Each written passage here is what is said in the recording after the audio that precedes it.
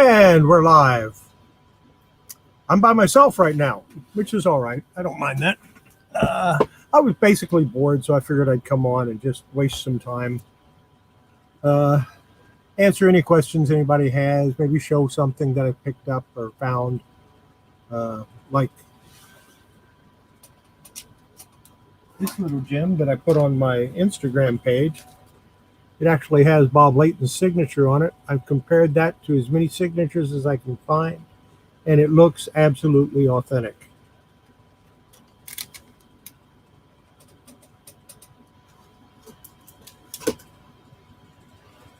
Yeah, I plan on being a retired night owl soon.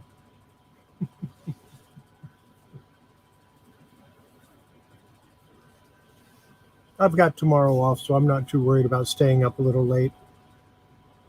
And I've got a cup of coffee. So, and more in the pot. So I'm good.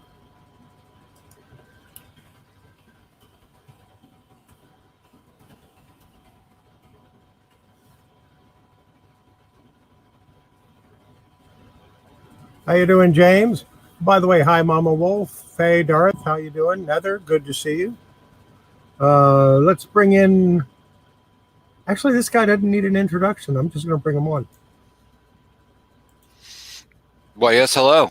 Talk about coming into like a hot mic. Like, oh, hi. Hi, I'm on. Trying to get the chat popped up here. Where are we at? Like I said, this was kind of a spur of the moment thing. I was bored because I've got these boxes to ship, but I'm not going to put labels on them until tomorrow morning because I want them to be shipped the day I put the labels on. There you go. I don't know how smart that is, but yeah, that's just what I want to do. All right, let me see. So there's that.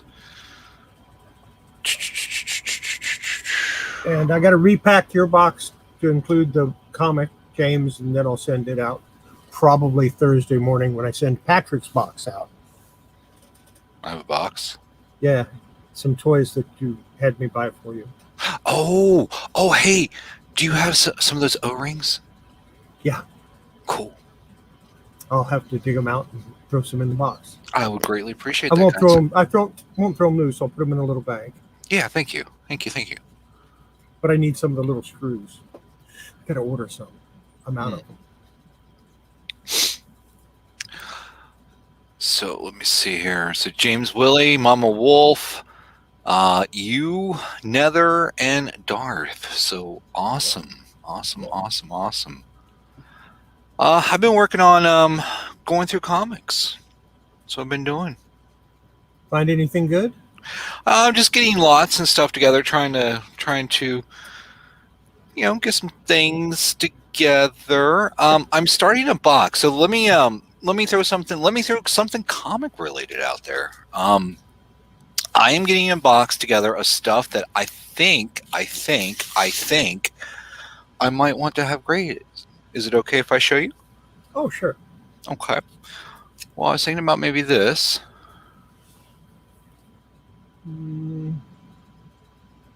Okay, I can see that. Okay. Comp it to see if it's worth a little bit of money. You don't want to get something graded that's worth less than what it costs to get it graded. Gotcha.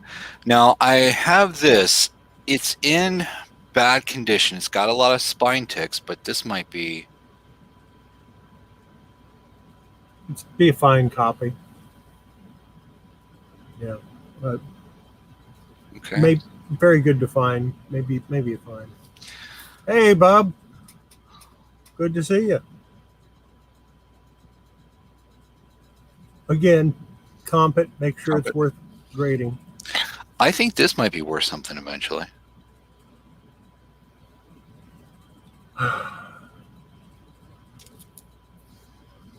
Was that the sigh of I want that? It's the sigh of I want all the bombshells and I don't have any. But I'm not going to collect them yet. That would probably be a good one. Okay. But again, comp it. I don't know about this. This is one that I think, you know what? This box may be something that I was going to comp. I'm not 100% sure I was going to send in. So again, I'll comp that.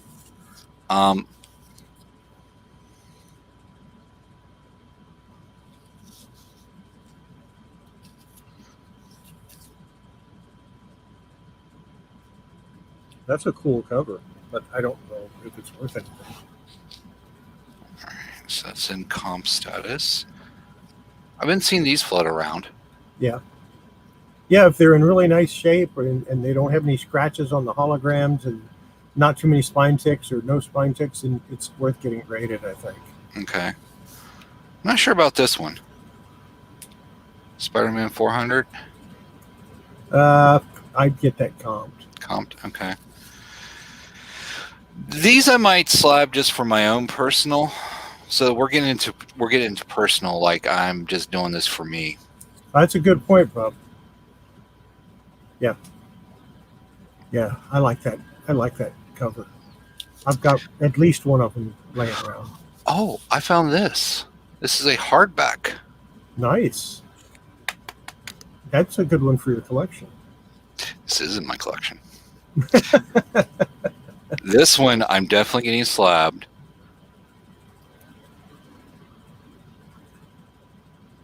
You know which one this one is. Oh, yeah.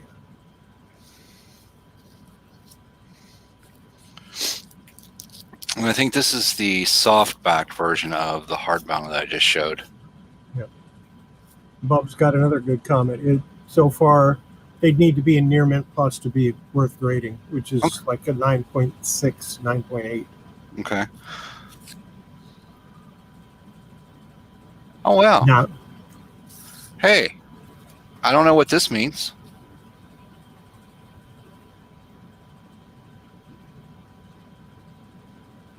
it means it's signed and numbered. Oh, this is signed and numbered? Yeah. Oh, yeah, there's a signature. I would not send that one to CGC. Where'd it go? There it is. Yep. I didn't even know I had this. Yeah, that's when CBCS would be the best to send that to. Okay. Actually, I'd go with CBCS for all of them, but that's just me. It's not worth much. Okay. Hi, Pearl Nini. It depends on what edition it is. What printing it is. First printing? Yeah. If the spine is good. This one hasn't been read. Yeah. Like I said, if the spine is good, that's one to get slabbed. 1988 me decided to be smart. And then finally. Yeah. Again, you got to make sure there's no fingerprints on it and that it's clean and the spine is really nice. Okay. I mean, so let me ask you this. This is a question that I kind of had. Like, so say I send them in, right? Will they say like, hey, this is worth this? Do you want to go forward? Do you not want to go forward? Or is it just... You can have them... it's like a pre-grade. You have them screen them to see what the grade will probably be, and then only go forward with the ones that are going to be a high grade, 9.6, 9.8, like that. Learning with chaos this evening. See, if it's a, I mean, I don't get stuff slabbed, but if I were going to get slabs, I wouldn't send in anything that I wasn't 99.9% sure wasn't going to be a 9.8 or a 9.9. Yeah, but you have that eye where I do not. Yeah.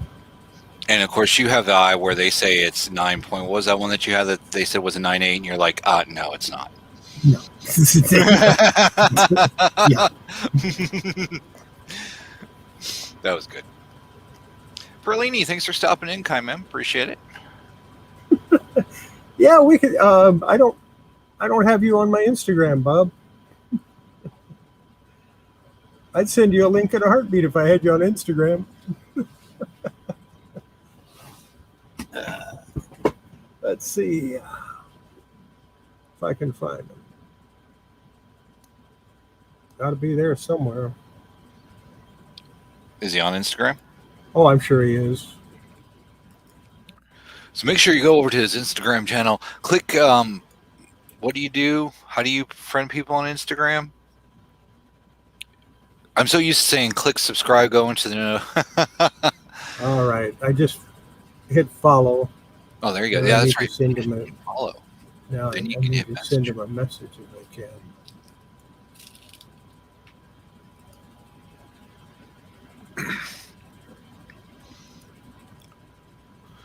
Because once you click follow, then you can send him a message, and then you can make all the magic happen. All the magic. Yeah, he does something called the No Faces Comic Chat. Okay. On Monday nights. It's fun to watch. Awesome. There you go, bub.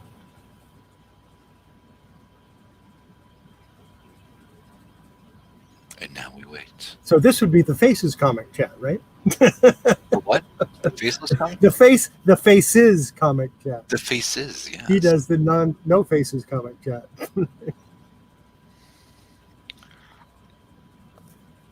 There you go. Horizon is saying the same thing I am. Take a long, hard look at the conditions. Only send in the best of the best. I will look long. Oh, those X-Men that I pressed for Holly, they turned out amazing. I don't want. I had to pack them up and get them ready to ship because I don't want to send them. They turned out so nice. Nice. Nice. But I'm going to. I'm glad they worked out well. Yeah, did you get your Kit Kat? Mama Wolf wants to know. I went to the Dollar General today. I was actually on the Kit Kat hunt, and our Dollar General did not have it, so I stopped at the Walgreens, the Dollar General, and the Speedway.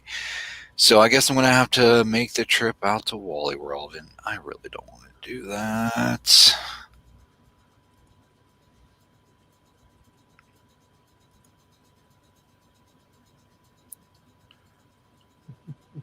Yeah, but after you've pressed it, you have to look at it to see how it turns out. Of course. Absolutely. But I have a little integrity. I if I say I'm going to send something, I send it. There you go. That's what it's about. Oh goodness. So what else did you do today? I had to work. Yuck. And it was so slow. I decided to bring my car around, my newer one, and have the rotate and balance. Lifetime rotate and balance. There he is. There's Bub. Hey. Let's switch this around guys? a little bit. This thing there on? we go. Yeah, we can hear and see you. All right. Good to see you guys. Hey, nice to meet you, sir. Patrick, right? Yes, sir. All right. Good to see you, man. And he does. Bub does have a YouTube channel. I do. I'm going to go ahead and give him a wrench so he can, if I can get in there. I have the power. Now I'm going to give you a wrench so you can post your YouTube channel in the chat. Then I'm going to take it away from you. Let's see if I can find it. Now that's a whole nother level there. Let's see if I can figure that out. It's like me trying to find my own. Let's see. I just found it for you, kind sir. I found it too. We all found it. All right. Did I do it? Nope, I didn't do it. I like that frame that you got going around your He's been framed. I've been framed again. Oh no. Yeah, that's all right. I only get framed for 4 out of the 5 things I actually do. So that 5th one, I'm getting away with murder there. All right, let me see. I guess I should be able to go to my channel and just copy the link, right? Yep. All right. Should be able to get a shareable link. Or here, I can put it in. That's the Chaos, the Patrick Murphy, and the Bub. All right. Yeah. Let's see. All right. Now I got the chat. Oh, that was exhausting. Welcome to the life of a YouTuber. If you've ever watched his channel, Mama Wolf, this is right up his alley. There you go. Hey. A winner every night. So make sure you go over to his channel, click subscribe, hit the notification bell, go into one of his comments, and let him know that we sent him over there. That's right. I need that. Everybody do what he just said. He's got it down. I mean, yeah. How many times did you watch me on Johnny's this morning? Oh, man. I didn't. I couldn't. Which is Johnny? Is that the one that's not here tonight? No, Johnny. Oh, Cajun Roots reseller. Drop Cajun Roots in there so he can get the link on that one. I will go find it. Hold on. There can't be too many people with that name. Surely. He does a channel about 9 a.m., so you're probably at work. I am. Is that Eastern? Yeah. Yeah, that's the start of my day. I'm usually still uploading a video at that time. I don't have time to watch anything. I'm doing fast editing. I try to upload my videos during the few hours that I try to sleep. And that seems to work for me. Which reminds me, I haven't made my video for tomorrow yet. I might have to do that sometime. I recorded a record over the weekend, so that's what I'm posting up probably. Wait, tomorrow's Wednesday, right? No, I'll do a comic call for Wednesday. I guess I'll post that maybe Friday. I picked up a Golden Age record, right, for the original Superman broadcasts. Oh, nice. So it's a 77 pressing of the original radio broadcast. So the audio is like, man, there's no volume level that you can set it at where it's pleasing to the ear.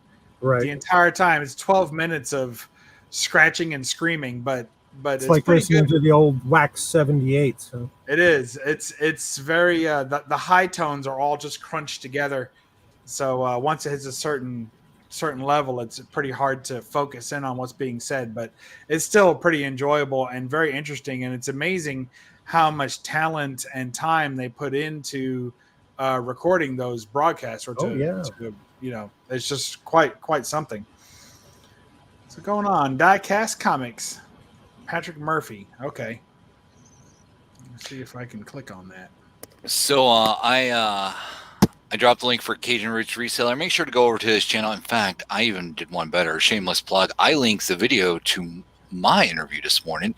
So make sure to click subscribe, hit the notification bell, go into the comments, and you can really, truly 100% say that Patrick Murphy sent you this time. Yeah. Instead of being like me and say Patrick Murphy thinks he sent me. And what does he have on his channel? Is it... He does a morning show Monday through Friday, 9-8 to 11-ish, give or take. And the first hour of his show is he highlights a guest. So he'll have a special guest on for the first hour. And it's reselling community like eBay, Poshmark, eBay. I said it twice now. Facebook, yada yada. And that's how I got involved with this whole YouTube land. Nice. And cool. I got him subbed up, and I'll check out his I'll check out his last episode so I can get with this guy right here. That's right. There you go. This is neat, Bob, because I was thinking about sending you an invitation to do my Thursday show sometime. So that sounds great. Yeah, that's kind of neat. So I was thinking about you guys. I was on a vacation about a week ago. I went down to Knoxville, Tennessee, and last time I caught one of your streams, I think you were showing off a Secret Wars figure, and I was like, "Oh man, I need that Kang figure from the original Secret Wars run," and I had that stuck in my head. Well, I went to a shop, and where was I actually? Surely it wasn't figures at a shop. I guess it was. My brain's already fuzzing out on me. Yeah, it was. So it was a little shop outside of Knoxville, and he had a bunch of figures, and he had a whole bag of those Secret Wars figures that had 5 figures in it, and he wanted $50 for them. And I thought that was just too much. They were missing most of the parts. They were a little bit scratched, and one of them was Wolverine, which I knew I had. And the other 4, I couldn't remember if I had which of them I had. So I made him a almost insulting offer, but I told him you can take the Wolverine out. because most people would figure that was the best one. Yeah. And he had one of his claws, so he was halfway to being almost complete. Right? Yeah. That's right. So so I said, go ahead and take that back out. And I just missed the floods. I was there during the floods. Well, I just got back Thursday, so it was torrential rain. The whole thing was a total washout. So if there's more floods than that, let me know. So I told him to take the Wolverine out, which he did, and then I made him a real low offer on the rest, which he accepted. So I ended up getting 4 figures, one of which was the Kang figure. Great. So only to get them all home and realize I had all of them. So they're all doubles. So, Including Kang? including Kang. I already had, and the one I thought for sure I needed, and that one I already had. So I guess that's okay.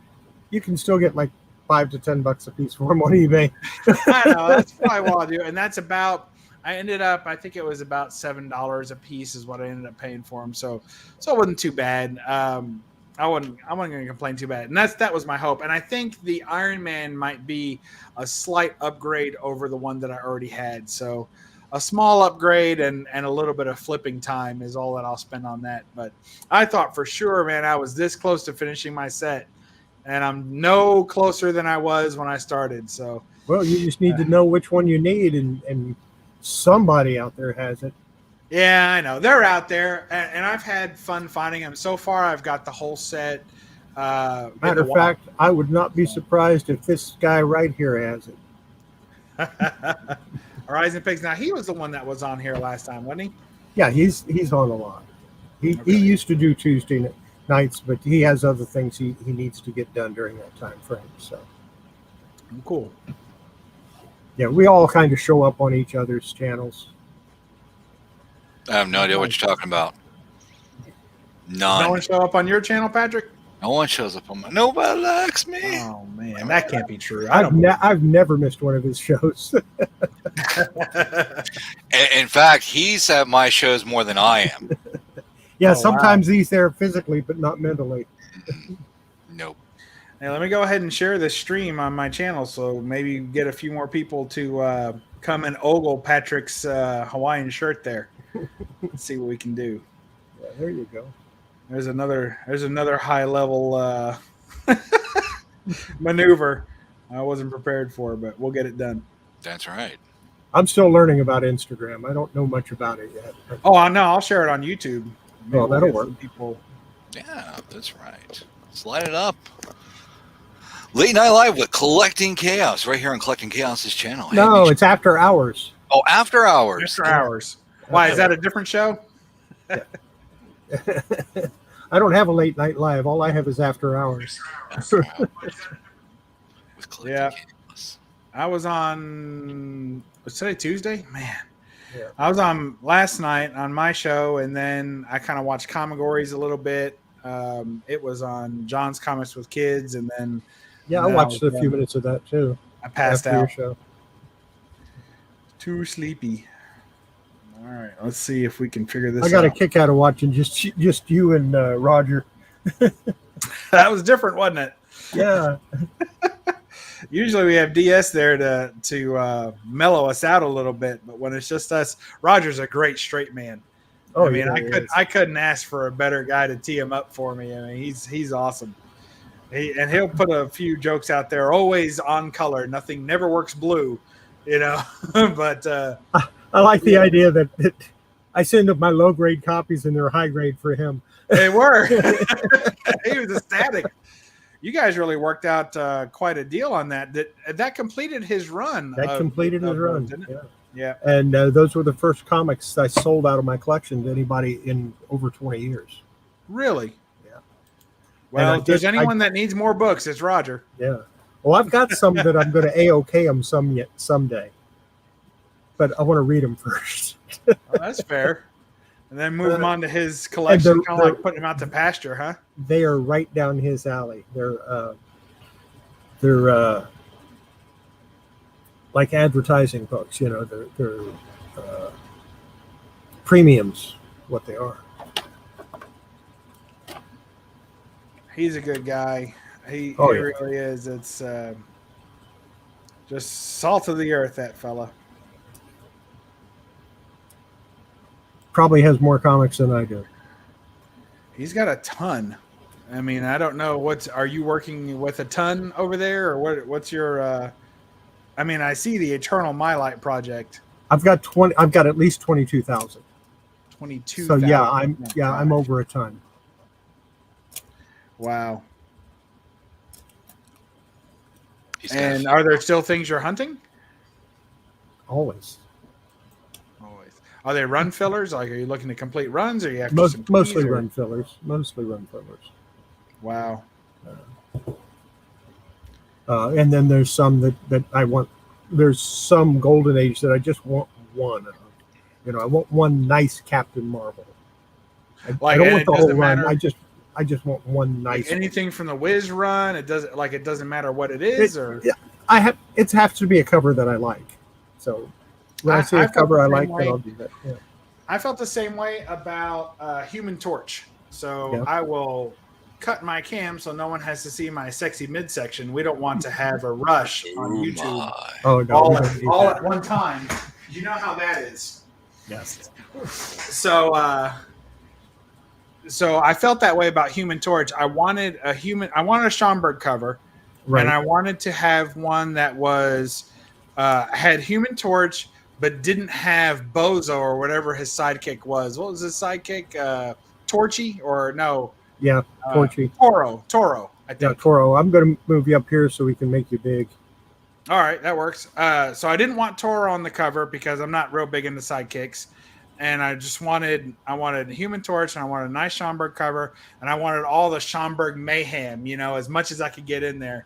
And so this ended up being my grail to get Human Torch 10 because it checked all the boxes and had a nice extra appearance of Submariner there in the corner. Yeah. A nice Schomburg Submariner. That definitely hits the boxes. And then it's got just total destruction, and it's got taking out the planes and war and action and Submariner's throwing a torpedo in the air. I mean, it's just pandemonium abounds. So that was a great Human Torch cover. I love it. And I can't remember. I think it is complete. It's complete, but boy, you want to talk about brittle. Whoo! Oh yeah. And we love our restoration. So I did the restoration on this book, and it was literally in pieces when I got it, but it was a great deal. I couldn't pass it up, and a friend of mine actually hooked me up with it through Instagram, where I said, "This is the one I want. I've decided I want Human Torch 10." But up until then, I would have taken any Human Torch that ticked those boxes, Yeah. But this was the one I was most hopeful for. And I put it out there, and somebody said, "I think I know someone who has one." And it took 6 months and travel almost. That was like 6 weeks from Canada before it finally reached my house. And then you had to fix it up and send it away. Then I had to fix it up, send it off to CBCS, and get it back. And so I got it back with amateur restoration includes staples replaced. Well, that's because it had no staples. Yeah. When I got it, so there's only one way to fix that problem. And then all pages completely split and detached, and moderate amount of tape on interior. So and it ended up with a 1.5 conserved, amateur, of course. But man, was I was super stoked with that. Yeah. I mean, very, very happy with that. So, do you like CBCS better than CGC? I mean, the old cases were garbage. Yeah. They were cloudy. They were flimsy. They made noise when you moved them. They were so flimsy. That. Hated the clips at the bottom. Way too easy to open and manipulate. But the new cases are really good. I also had a bad experience a couple of years back. I think their turnaround time is better. It's better now, but I mean, it hasn't only been about 2 years ago when they were the king of 9-month turnarounds. Yeah. It was like they would give birth to your comic. You would enter it as a seed, and it would return to you with life in 9 months. It just took forever. But now they've fixed that. My biggest complaint with them is phone customer service, all routes to India, and it's so difficult because it's one thing when you outsource your customer service to a call center, but it's another thing to allow them to answer questions about grading and what their policies are that they don't know the answers to. So you ask them, okay, I'm looking at your website. If I do this, this, and this, is this going to be the result? And they're like, yes. They're like, okay. So you send it with confidence, and then you get it back and it's completely different. And you say, but that guy told me, I wrote it down. This is what he said. And they're like, yeah, next time send an email. So that's really frustrating. Yeah. So the only way to get to a human in customer service is to send an email to your representative, and they'll tell you who that is. If you, because that goes to Dallas. Around. So, that email goes to Dallas, and that's where they're based out of. That was the smartest thing he ever did, was move his headquarters to Dallas. Yeah. But he lost a lot of books in that process too, and some customers, because when they moved, they kept blaming the long turnaround times on the big move. Yeah. Well, people don't want to hear that; they just want their books back. Right. Absolutely. But yeah, right now I don't have anything sent into CGC except I'm trying to finish my Planet Comics run, my Golden Age run of Planet Comics. Those are all CGC, aren't they?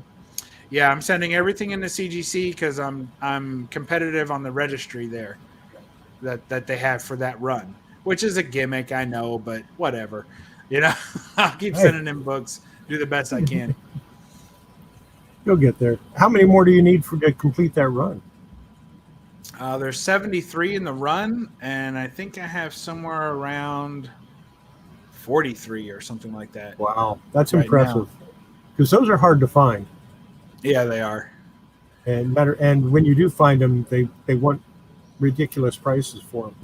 Well, it's getting worse and worse. Like every book I don't buy is twice the price next time I see it. So it places an urgency, but then at the same time, you try and have some standards. Like I would like it to have a cover, So, those are little things, right? So, and preferably all of the pages. I got a Superman that's missing 2 pages. I got to tell you, at this point, like when I wanted a complete run at one point, and then I kind of backed away from that, and I said, well, I want all the covers, because that's where I'm at now, because I have 2 issues that are just covers, waiting to find the interior someday, and then I have several issues that are missing multiple wraps inside, so that's going to receive a no grade if I send that in, because you can't have a large number of wraps missing. You can have 1 or 2, but if you have like half the book missing, then they're not going to grade it. It's going to get a no grade. Here's our promiscuous time traveler. He's here. How you doing? Howdy, howdy. So, Patrick, how many books are you rocking in your collection? Not nearly anywhere near you guys. I don't have 22,000. He's got 22,000. He Bub calls his regularly to keep it under a certain number. Mm-hmm. Yeah, I keep it under 3,000. No more than 3,000 books, that includes slabs and trades, and that includes treasuries, because I'd like to collect those. Mm-hmm. So no more than 3,000 books. Yeah, I doubt I even got 1,000. I mean, my collection is old from when I collected when I was a kid. And then I've been picking up stuff here or there to kind of resell, what have you. You know what I mean? Yeah, that's fun though. Are you picking up books that you used to have, or are you filling in runs from, or just stuff that you like and you see and you just pick it up? Stuff that I like that I know. More so, I try to go with what I know as opposed to going for the newest, latest, greatest thing. You know what I mean? Yeah. So I feel more comfortable selling something that I know a little bit about. And, I don't even know where I was going with this conversation. That is the great thing about Patrick Murphy right there. Just we're just seeing how your collection is growing right now. What books are coming into the collection? Most of his collection would be Cobra figures. Yeah. Cobra action figures from the G.I. Joe line. There you go. Yeah, now action figure wise, absolutely. I'm on the hunt for Cobra figures. I can never have too many Cobra figures. Wow. Yes. Did you guys hear about Antonimo Bay? Do you guys know Anton? Do not. So Anton has a channel called Antonimo Bay. He posted his last video, he says, of his collection, a big action figure collection. And loose. He likes, I mean, he buy them. It's hard to watch for people that are MIB collectors. When you see him rip through that box, just tear it from the back card straight through, you know, and then pose him, you know, and then watch him fall over. He picks him up, you know, oh, just busted his arm there, you know. So it can be a little frustrating for. I'm not a mint in box collector, but I know some people are just like, no, I can't do it. I can't. His channel makes me nervous. But he's going through some stuff, so he said that was going to be his last figure that he just collected, and he was talking about liquidating more or less the bulk of his action figure collection, which perked up a lot of ears in the comic / action figure community. You know, so awesome. I'd say that his inbox right now is inundated with requests of people looking for that one figure that they remember him unboxing. I'll take, if you still have the box, that's great, but if you don't, I'll just take it complete with parts, because he does keep obviously all the parts. It's awesome. Yeah. I don't have a problem with people opening figures. I don't either.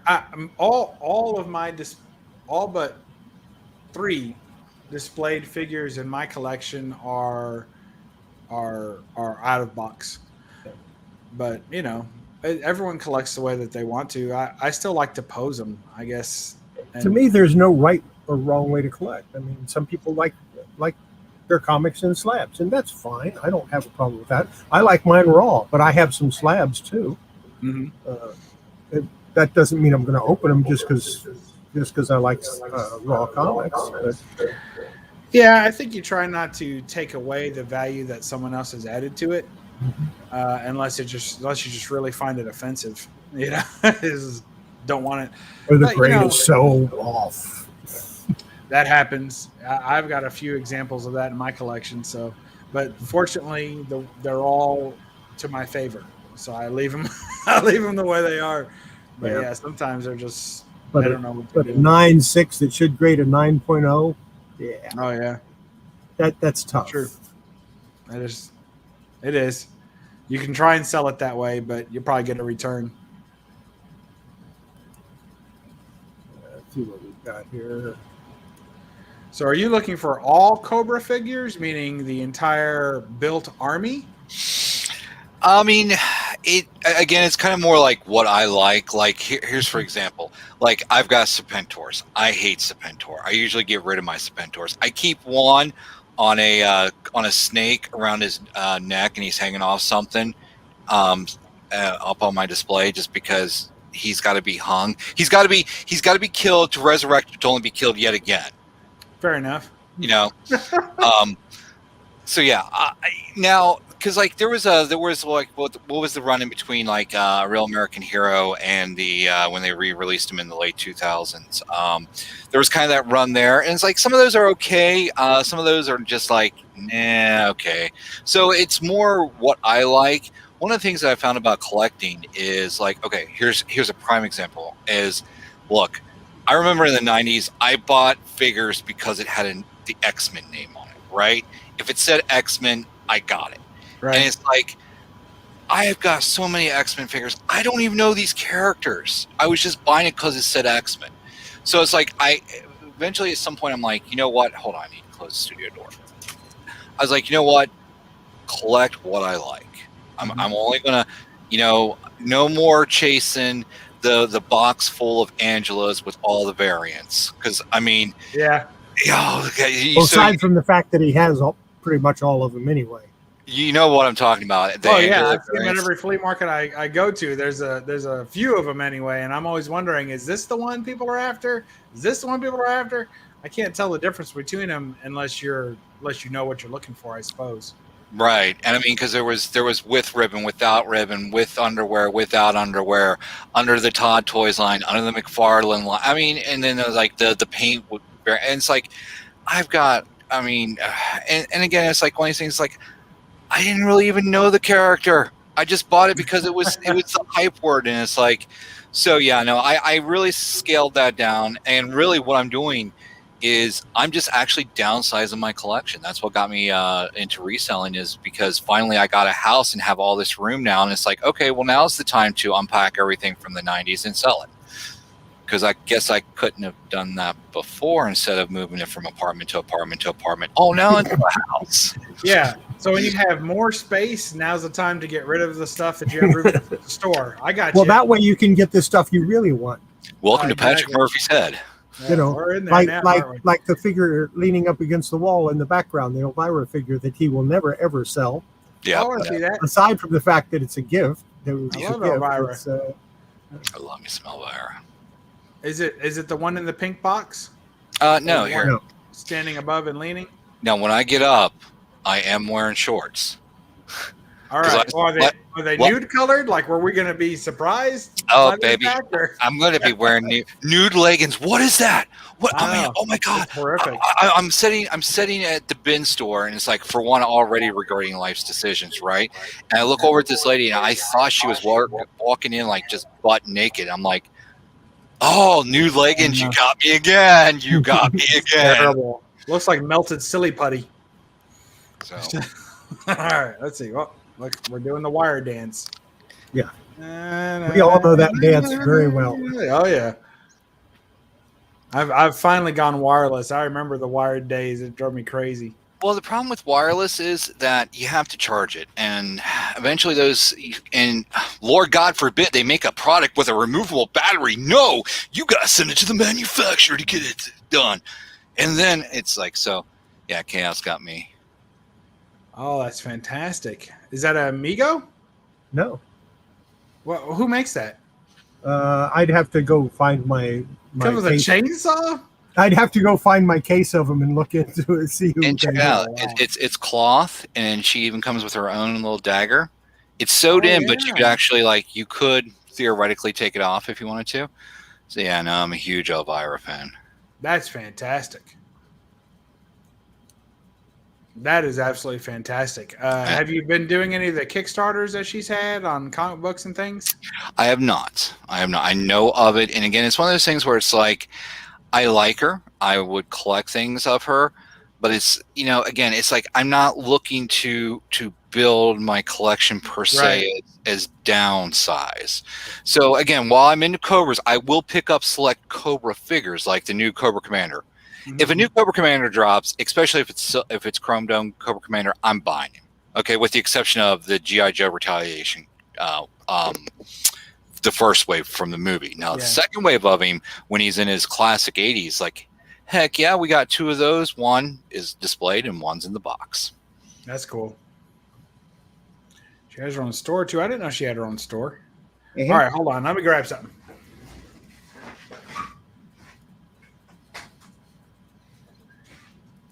Yeah, I went ahead and did the Kickstarter. This last one she did with the Wrath of Khan, as in Comic Cons. Gotcha. I mean, it's probably a post-show conversation. I had to have that signed one, Right.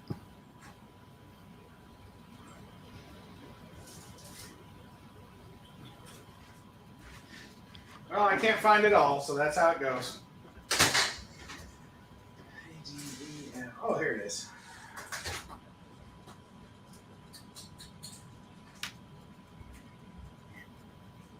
Get it. This, I'm sorry, what? I'm gonna get Bob. Okay.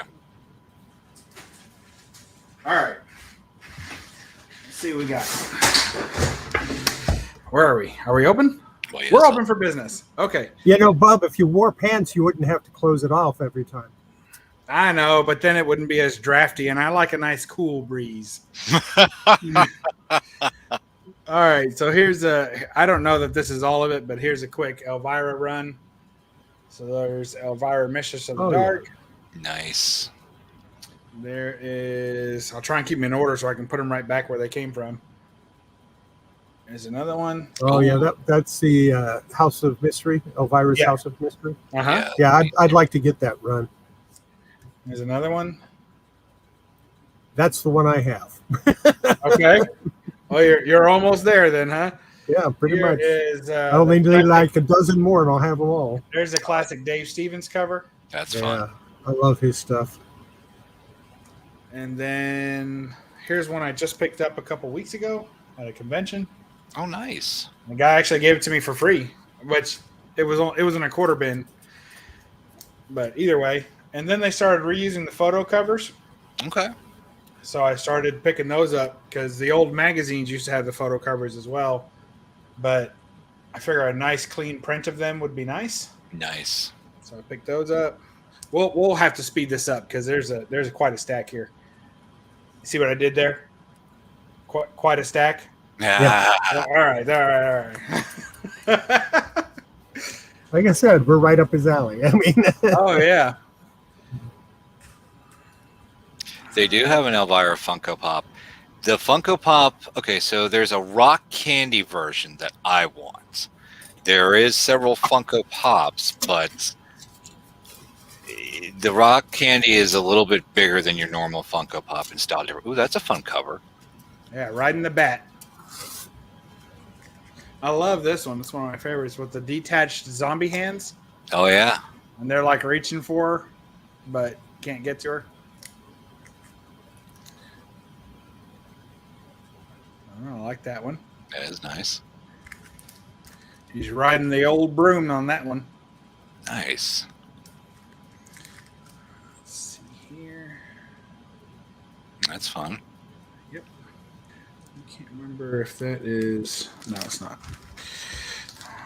Yeah, there's another one there. I love that. So the zombie is chasing after her, and then like the wife zombies in the back all pissed off, like cocking her head like, what are you doing chasing him? Good stuff. And then there's some more photo. Okay, classic. Yep. And then this was her Kickstarter before this current one. Okay. Yep. The Omega Man, terrible book.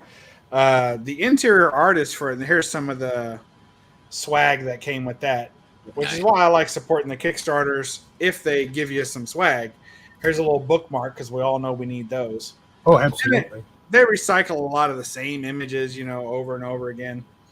And there's a little, I think that's a sticker. Hey, I've got a place for stickers now. I should put that up. And then this one was, the story's not very good, but the cover run is fantastic. It's by Francisco Francavilla. Okay. And so I really enjoyed that. That's not the best one. This next one is maybe my favorite Elvira cover. And it's got the creature. Oh, that's on it. nice. Nice. And I got it signed by him. I met him at a convention, and I brought my whole run and got this one signed. Nice. Absolutely love that one. So pretty. And then had to get the rest of the run, finish it out. But that one really is the cream. This one's pretty good too. But Nice. I love that one. All right, that's enough. Take me off. I'm out. Yeah. All right. Well, I'm going to stick myself up there for a second because I know you're a Dave Stevens fan. I am. Do you have this? The Sheena. I don't have that one. No. You don't Sure have that don't. one? Send me your address on IG and I'll get it to you. Now, you don't have to do that. That's I what I know said I about- don't have to. If I had to, I'd say no. Well, then you have to do it. Did I find a loophole in the system? No. That's No. what I said No, about. the only way you get a loophole out of it is not to send me your address. Oh And wait, then- I think I have that one. That works either. That didn't work either. Because you already said no. I think you didn't.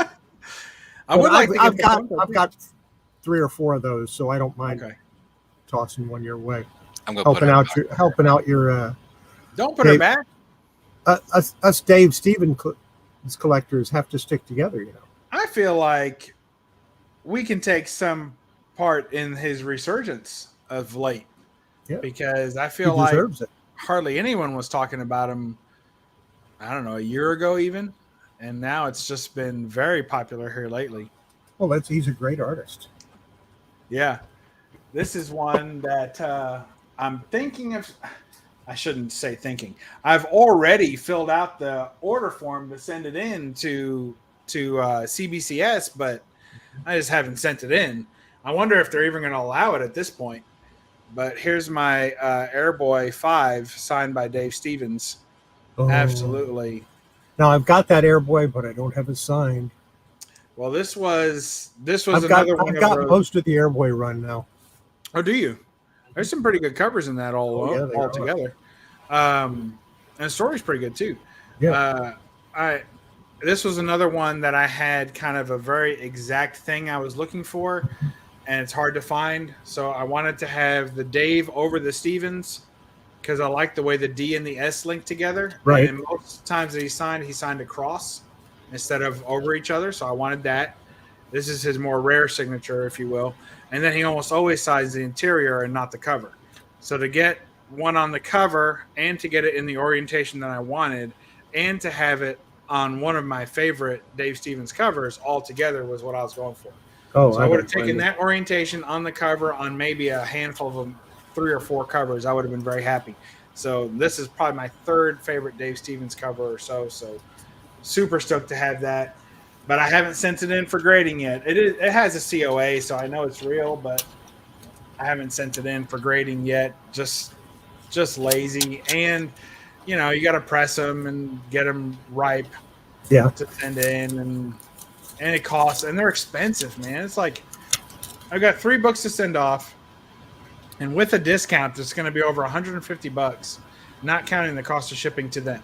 Yeah, you got to make sure. When you're sending in something to be graded, you either need to know that you're going to make a profit over and above what it costs to get it graded, or it has to be something that means enough to you that you're willing to just take the hit. And it is. I mean, the 3 that I'm going to send in, they mean plenty to me. I don't know. One of them I'd probably let go of. So I've got this one that's in the list, and this is another one. It's a Clayton Crane cover. Yeah. And I just like that one. Yeah, that's nice. And I'd like to put it up beside my real one. I think that's going to make a nice kind of display. Yeah. So I want to do that. So that's definitely a PC book, if you will. But this next one I may get rid of if the price was right, and it's a Stan Lee signed She-Hulk. Nice. And it's one of the most desirable She-Hulks. Also. Yeah, it's one of the keys of that run, just for the cover. The Demi Moore or whatever cover. So I would almost part with that one when it comes back. I'm trying to decide, but I want a fair price for it. I didn't pay that much for it, but I paid enough that I've got something in it. Yeah. And so I want to definitely get a fair price back out of it. And I already have another signed book by Stan Lee, so I don't really need it, in my collection. So that one I'm hoping if I sold that, it would cover the cost of the rest of them and then some. So we'll see. Where'd Patrick go? Did he trip on the way to putting? He probably ran out of coffee. Coffee? Oh my gosh, this late? It's early.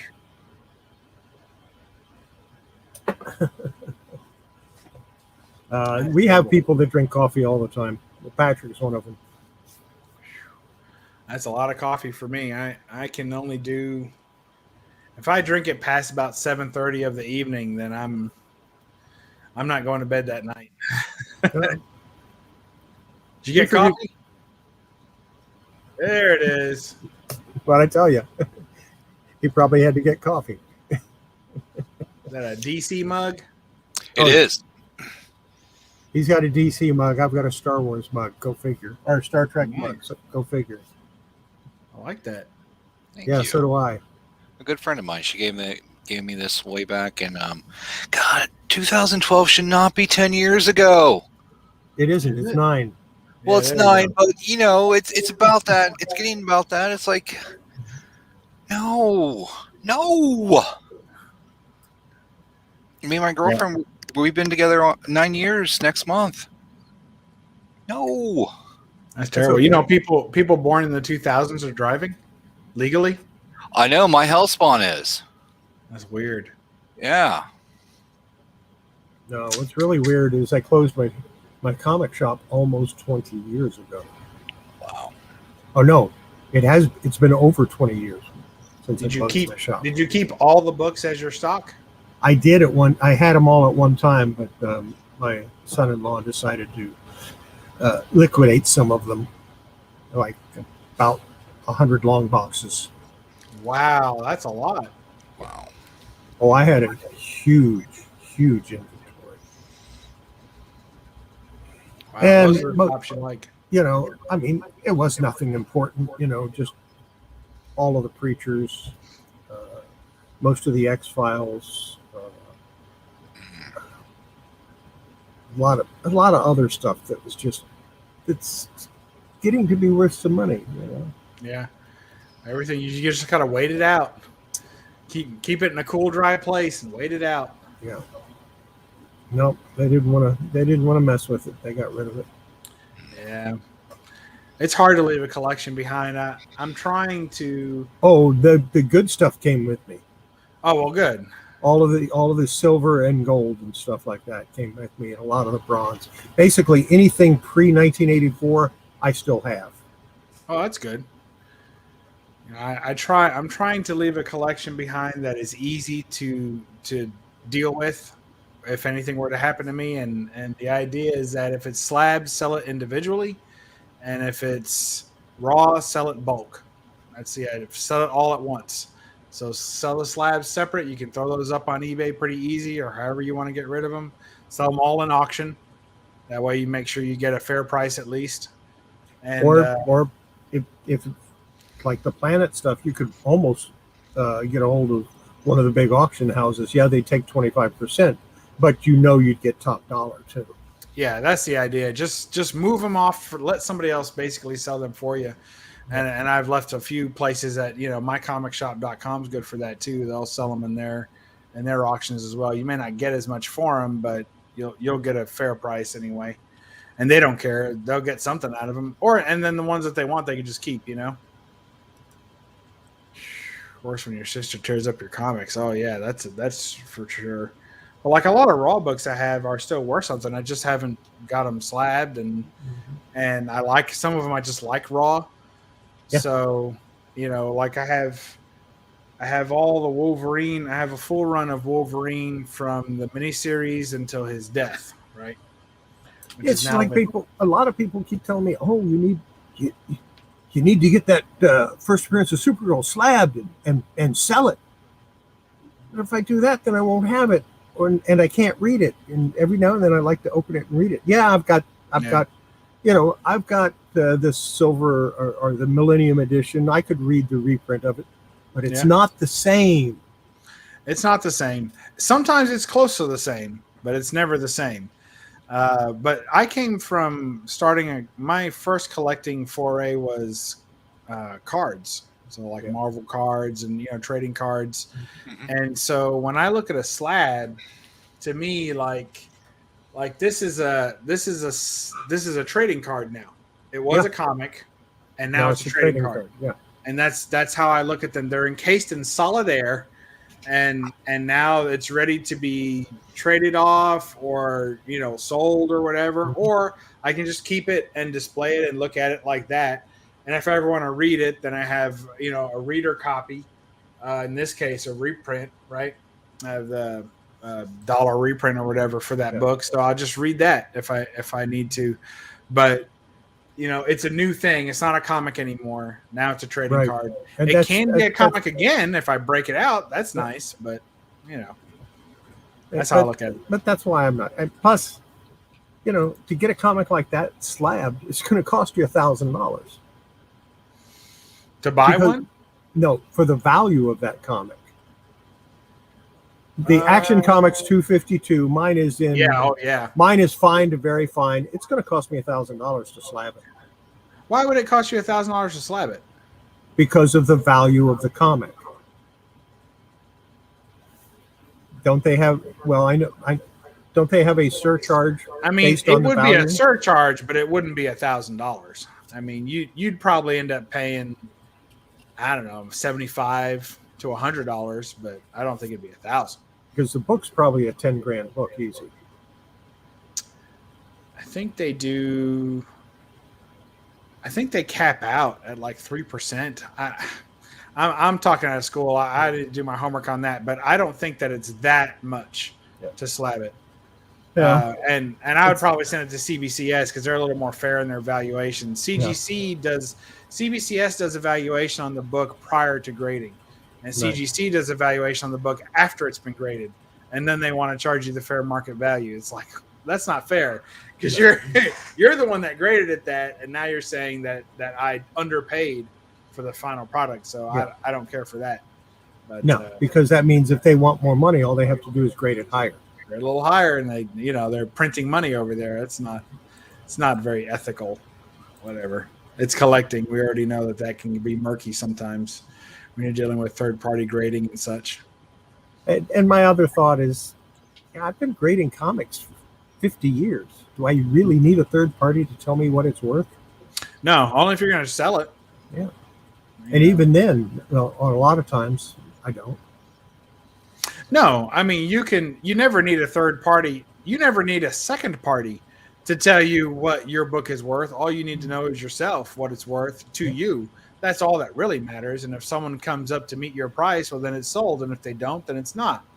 But if you're looking to sell something and the other person has an idea of its grade or value, and you guys want to haggle over it, then the third party grading is very helpful for that, to kind of knock out a few of those. And I still always say that the third party is still only going to agree with the first party, the second party, or potentially give you a completely different opinion.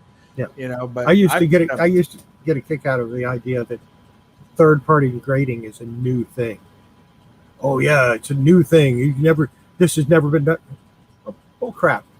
When I used to go to shows, and I'd be set up as a dealer, and all of a sudden I'd have somebody come over and that guy over there said, "Would you tell us what this grade is so we can, and we'll just take whatever you say as what it is." So sure. I used to do third party grading all the time. Yeah. Of course I didn't charge for it, but Yeah, it's really the encapsulation that has come so far. The attempt to solidify that value. But I still think that's a bit of hokum, because if you leave them out in the sun, they maintain the grade. And I think over time there's going to be such a thing as grading the actual case. And there already is in some cases. If the case is scratched or scuffed, then people will want to give a little less for it because they're going to have to get it recased. And if you leave the comic where the sun can get to it, it's still, the UV light's going to go right through that case. Oh yeah. Those cases provide very little, if any, protection at all. Yes. What's his name? Immaculate Comics has proved that several times. Yeah. Mm-hmm. Yeah, they definitely bleed through, and and there's moisture damage. I mean, they're not perfectly sealed, and some companies do better than others, and some books, the size of the book matters, which method they can use to seal them. And CDC has said several times that you need to reholder the cases periodically. Yeah. Whereas CBCS is saying, no, you don't. Not our cases, you don't have to do that with. Anytime one person says something, the other one's going to say, and not with us, bring us your business. And that's where it gets into so now I'm going to pay X amount of dollars to theoretically, what am I truly paying for then? What does it really boil down to? Am I paying to have the comic protected, or am I just paying for the title, the grade, and that sticker of saying that somebody looked at it and put it in this plastic case? I mean, because to me, if I'm getting something encased, then I shouldn't have to worry about maintenance on it. Okay, I'm putting it in something to take care of the maintenance problem. I don't want to. Just remember, Patrick, if worse comes to worse, you can put a paper towel over it and use it as a sandwich tray. Well, yeah, and I understand. Sounds good. You can cut cheese on it too. Oh, I haven't tried that yet. I mean, so I get scratches. Don't get me wrong. I mean that's according to your liquid phone, whatever, you will never get a scratch on our product, whatever. So why don't you put that technology into that too? Require a film to go over the case. Yeah, I think in the end, there's always a cost factor in there. I mean, Patrick, you were showing a string of books earlier that if they put liquid hard ass or whatever they call it, hard ass nails technology on there, Gorilla Jizz or whatever they call that layer on there that's impenetrable, then that slab would now be costing you $75 per book. And then the book that you send in may not be worth $75, whereas now it would be worth grading because you could sell it and make money on it. But if the slab costs $75, that's bumped you out of your profit zone. Now you can't make any money on that. But a lot of the slabs I bought at basically the cost of what it would cost to get them slab. I shed a small tear whenever that happens for the poor schmuck that sent that in. So along the same lines of the Gorilla Glass, the hard as nails, the liquid, I used to call it the snake oil at my shop. Oil. Okay, that sounds about right. Because it is, man. We put it on. We had a dummy phone in the back. We're like, all right, let's see if this thing happens. 3 hammers hits, and it was done. Yeah. And it's like, and so basically what you would buy the product for, and this is how I would sell the product. I'm like, look, because I would have customers in my store all the time that they'd been in like 2-3 times a month replacing screens. It's like, okay, get this product. You're not buying it for its hard as nails. You're buying it for the insurance that comes with it. Because usually up to a year, not lifetime, up to a year, they would pay for a screen repair up to X amount of dollar. So it's like, okay, so it's a gimmick. It's all it is. I mean, you're buying insurance, which is fine if you think you're the type that's going to need it. It's like those circuit interrupts that have the multiple plugs on them that guarantee your things that are plugged into it. They warranty all the stuff that's plugged into it for like a year. Yeah. We guarantee this is not going to, your equipment won't be destroyed if you plug it into this. Yeah. Well, read the fine print. There is always a loophole. Actually, believe it or not, there's no loopholes on that one. Because act of God. God himself is going to send, he's going to send me down. And this is what's going to happen, brother. Let me tell you something. And the reason for it is they trust their circuit breaker in that thing that well. Because if it's enough to blow that circuit breaker, it's going to shut down all your stuff and it's not going to hurt it. That's true. I'm going to snap it like a Slim Jim. Scar pads in the house. You see that? Comics are made to be touched. Let them breathe. I think he's got a pair of boxer shorts that say that. So I'd be careful what you read in his Scar pad cave. So, Scar pad, thanks for coming in. Appreciate it, kind sir. I like comics should breathe anyway. Even when I put them in Mylar, I raise it up slightly so that air can still get in. Back flap? Yeah, I raise it up slightly so that it'll have 2 holes. Not so that air can get in, but so that gas can escape. Yeah. And that's even using the Mippets in it too, the Mippet sheets. It makes me mad. I've got a few Mylars that are getting crushed right now. I need to liquidate some books. I got too many books. I'm about $250 over my. Well, I switched to the Mylites because it's got a flap that you can deal with. Yeah, that's what I use. I like them, but they're not perfect, and they're not as crunchy as real Mylar. The sound just. Well, you can get the 4-point, the Mylar or the Mylite 4s, and those are thick. I've got some comics that will stand up in a Mylite 4 without any backing board. Wow, that's crazy. I don't need that much protection. What am I doing with these comics? Am I throwing them as frisbees outside? I mean, what have I done here? Try to keep them in decent shape. I've got comics that have never been in a bagging board that are 30 years old that look as good as the day they were purchased. Oh yeah, for sure. The only thing I worry about with that sometimes is color bleed, like on back covers and things like that. That does happen. And I know that that's still, a function of moisture and things of that nature, but it does occur. I've gone through some collections that had no bags or boards, and it's like, look, like you can almost spot on the back cover. Like I know what the next issue. You had both, didn't you? You had the run because there's the cover to the next issue printed on the back of this one. So that does happen. And actually, one of the best things you can put a comic book in to preserve it, provided everything else is the same, is a manila folder. Are those acid free? Yes, they've always been acid free. I just asked. Good grief! Help me out, Patrick. Think about it. I just asked a question. How many years have they been using those to keep legal paperwork in for years and years and years? Yeah. Okay.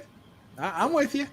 I know that brown paper bags don't work. I've got several books I bought in a collection, and he was really proud that he kept them all in the original Marvel mailers that they came in, these old brown paper bags. Yeah. And they were just acid eaten all through the bottom. The bottom of every one of them just ate right through the cover. Yep. Wow. Yeah. Wow. That's just, oh my gosh. Yeah, it's heartbreaking. But I mean, I'll still take them. I'm low grade collector, and it doesn't bother me. As long as it's somewhat presentable, it's probably got a home in my collection. Yeah, and that's what it boils down to. I mean, it's about personal preference. I think it's about what your value of something may not be the value of you to the value of me. It's a matter of perspective. For me, it depends on how old it is. Okay, if it was published after 1990, I want it mint. Period. That's all there is to it. Before 1990, in the 1980s to 1970s, very fine is good.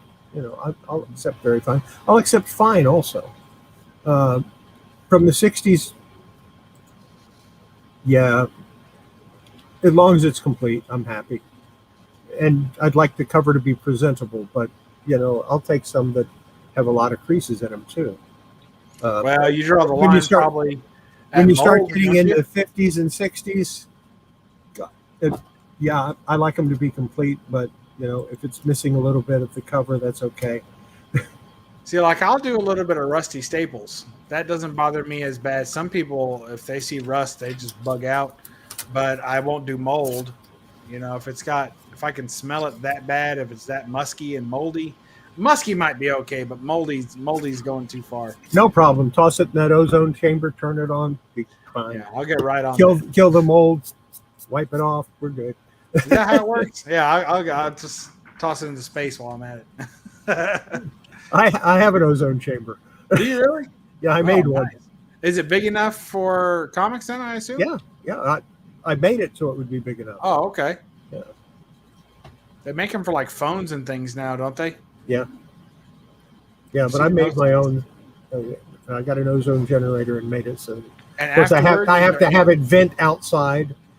Right. Is there any smell from it afterwards at all? From the comic? Yeah. It's a little bit of ozone smell, but that goes away after a little while. But none of the mold smell. It's all just dead now, right? It's all dead, and then I can just take the Immaculate and wipe it right off. Nice. Immaculate. Anthony Sullivan here for Immaculate. That's right. It will do. I don't know what it does, but it sounds good. I've been working on that voice all night. I don't know why I fell down this rabbit hole, and I know the people on IG that I'm part of, they're getting tired of this. It's like 3 o'clock in the morning. I'm sending like infomercial bloopers. That can't be that bad. If they're already up at 3 o'clock, they'll probably enjoy it. Oh, you'll appreciate this. The night chart? Panic. This is the Panic comic magazine. Very nice. I think Wally Wood did some of those, didn't he? Yes. Some material on that. This is humor in a varicose vein, and if you're close enough to read this little type, then you're close enough to buy it. Yeah. Humor in the varicose vein. That was their tagline, wasn't it? Yeah, I've got a couple of Panic comics. And that's really all I wanted was a couple. But I was looking to see if I have one. Oh, yeah, here's one that I cleaned. Actually, I took tape off of this one and cleaned it up. Tape removal is fun. Yeah. Nice. But it had tape up here, had tape back here. I can't really. Is that a square bound? No. Oh, no, it's a wraparound. The cover was off. The cover was taped on, so I had to remove the tape from the inside also. Mm-hmm. Turned out pretty good. I've got a marrying project I need to finish on a Golden Age Wonder Woman book. I got the cover and I bought the interior, and I found the interior. So I've Nice. got to made them up together just right, but they don't. The wraps are different, so I have to flatten out. I've got to flatten out the cover and flatten out the book, and then put them together. Put it Well, in the press you crease. have is pretty. It makes it pretty easy to flatten them out with that press you've got. Yeah, because we've actually got the same press. Do you have a? Is it a 120? Is yours a 120 also? Yeah. I think that's the lowest number you should get, because that correlates. I'm sure you know, but for those listening who don't know, that correlates to the surface area of the pad, of the press. So when you hear someone say a seal 120, that's the 120 is a surface area, and that's about the lowest I would go, because you can do a treasury with that, an open treasury. You can do a treasury. You can also do 2 comics at once. Yep, and I do sometimes when I'm in a hurry. I will do 2 at once from time to time if they're the same size book. Yeah, same thickness. Then I'll do that. Yeah, I haven't tried pressing any of my treasury editions yet. Yeah, they press okay. If you butterfly them out, you open them. If you're trying to work a spine roll, if your treasury has a spine roll, you already have a problem, because that's an awful lot of paper to try and maneuver back. And you're never going to get the creases out. I mean, you could, but it's not worth it. I don't think any of mine do. No, I mean, it's very rare to see a treasury with a spine roll. Usually the pages just rip out, or the whole cover slides off. It depends on if they're square bound or wrapped. If they're wraps, you can get a spine roll pretty easy. Square bounds, I've done some toying around with trying to develop my own method for square bounds. I know I have some friends that swear by their methods, but I haven't liked them. So I've tried to develop my own. But it's all about the heat and the glue. I stack up backing boards. That's what I do beside them. And then that way, that's what I do as well. That way it doesn't press too far. Yeah. I stack them up beside them, right, as like along the spine edge, so that when it presses down, it doesn't get the point. So I've got them to where they don't get the point, but the heat is tough, because if you heat the glue in a square bound, it will just bleed into the rest of the book. It will turn to glue pretty fast too. It doesn't take a whole lot of heat. I mean, you can do it probably with a hairdryer and get some of it to run. So the heat that it takes to get the book flat and creaseless is way too high for the glue. You see, now generally when I do a square bound, though, I do a cold press.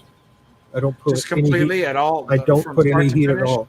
Yeah, it takes about 4 or 5 days. Yeah, I'd say. And you just put it in the same press and just clamp it down and wait it out. Yeah, that'd probably be the best way to do it. Hey, there's DS. Just leave the spine outside the press. Yeah, that works too. You can do that. Yep. On the treasuries, though, they have a some of them are cardstock kind of covers. Mm-hmm. And when you press partly outside the press and partly inside the press, it's very easy to compress or to compact the part that's inside the press, and you'll get an uneven kind of drop down. Okay, when you do that, if you're going to do that though on the treasury boards, no. If you're going to press it and leave the spine outside the press, don't close the press all the way. Just close it enough so that it's sitting down on it. You're not pressing any real weight. You're just adding the heat and the actual weight of. Does yours stay on when you do that? It doesn't, right? Because it has an automatic cut off if you raise the press up. Yeah, I know, but my automatic cutoff is taped down. Oh, yeah, I thought of that. See, there you go. That's the part that I'm missing. So disable the safety. All right, gotcha. Get rid of that safety and you're good. Yeah, all right. That makes perfect sense. I'll try that. I'll disable the safety and see if I can get it to do that, because that's always been an issue, with the half in, half out comic. And with modern books, you don't want to put any pressure on a modern book. You just want it just barely with very little weight on it at all. No, I press the hell out of a modern book. I don't care. Just very low heat, but I'll press it. Yeah, it's modern. Who cares, right? No, I mean, even to send into grade, I get great results with pressure. But my press is not set to a high pressure, because you have the knobs on the edges where you can adjust it. So it's not set to crush anyway. But it does hold nice and flat. I've been very happy with mine. What's going on, DS? What are you doing up so late? Shame on you. You guys. Well, what else? Oh, I don't know. I know I was going to give Patrick an open mic and see what he does. But No, Lord, no. He's quitting. He don't want to go there. I mean, I know it's after hours, but we do not give Patrick Murphy an open mic. No, we do not, because there has to be some restraint. Otherwise, it gets rated X very fast. And we're not talking for sexual content. We're just talking about this potty mouth here. Very strong language. Well, we're really after hours now. It's almost midnight where I am. So yeah, me too. I'll probably have to leave by then. I got people waiting for me. It's currently 10 to the top of the 1 o'clock hour here on the East Coast. That's right, ladies and gentlemen. Let's see what the temperature is. Let me go over here to the local 12 news. I say East Coast, but it's like really just Eastern Standard Time because I'm living on the air in Cincinnati. It is currently 77 degrees. It is cool. Humidity is 83, so I'm sure it's still yuck out there. Tomorrow's high is going to be 94 with a chance of rain. Thursday again, 91 with a chance of rain. And Friday, it is going to be 1,500. And if you're in Central Texas, it's 81 degrees Fahrenheit right now. Oh, I tell you, with that kind of heat, I wouldn't even need a press. Just lay the books outside and let me take care of them. My God, that'd be fine. They'd be on fire. Like poor DS, he's deliberating a big decision. We know that. So for those of you who aren't aware, he is contemplating a big deal. And hopefully he'll decide just to give me all his books. So that's we're debating. He may just give me his entire collection. Yeah, but then you'd be over 5,000 again, and you'd have to start paring down. I will work my way back down gleefully. Get rid of all the filler, which probably won't be any book he gives me.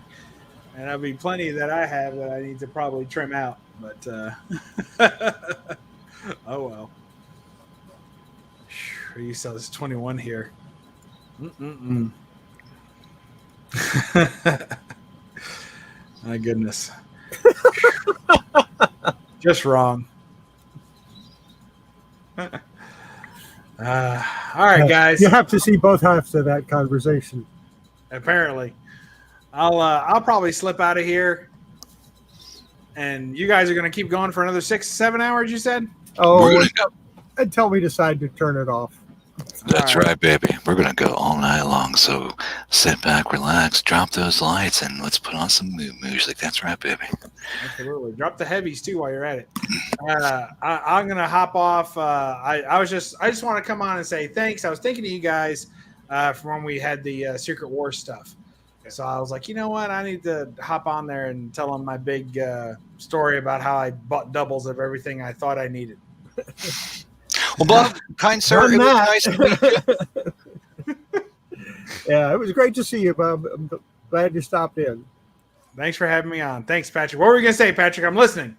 Oh, no, I was going to say, I'm not muted, am I? So, nope. Bob, no, I was going to say, it's nice to meet you, kind sir. Greatly appreciate it. So, thanks for stopping in. Good to meet you. And before you leave the chat, drop your link one more time. Yes, sir. Oh, man, I don't even know if all right. Hold on. You got homework before you got to leave this. You got homework when you get in and homework when you. That's right. I'm dropping a link. I don't know what it's to. I think it's to my channel, but it's what I had saved in the clipboard. So we'll see. All right. Good night, everybody. We'll catch you next time. Good night. All right. All right. Well, that was fun. It was fun. It was nice meeting him. He's the one that says, don't apologize for the glare. Okay. When he logs off, yeah. So that's all. That's cool. So everyone in chat, make sure you go over to Bob's comic channel. Go over, click subscribe, hit the notification bell. Go into one of his comments and let him know that Patrick and Kollecting Kaos sent you over there. There you go. It's rare when I get equal billing. It's rare when I get billing at all. Well, I was actually supposed to say your name first since it's your channel. I was doing that with Johnny this morning. It's like I would drop his name. It's late. Cut me a little slack. Hey, I'm good with it. See, I know I've been working on my Sullivan voice all day. I've been going around doing stupid commercials. Yeah, well, that ought to be fun. I love the one where it's like he's like he was doing the chopping of the garlic and then like it messes up. And he's like, "Why doesn't these products work like they're supposed to?" I'm like, "Oh my god, I can't believe you just said that on a hot mic!" Oh man, that was so awesome, so awesome. You never knew what he was going to say. Pearl, thanks for stopping in, Johnny, this morning. I had a great time. I mean, did you catch? Oh no, you were at work, right? Yeah, I had to work. Yeah, go check it out. I made Johnny laugh, and you could just tell he had a good time this morning. So that's the important part, just having fun. Yeah. Oh, absolutely. And I got to interview Johnny a little bit this morning. Really?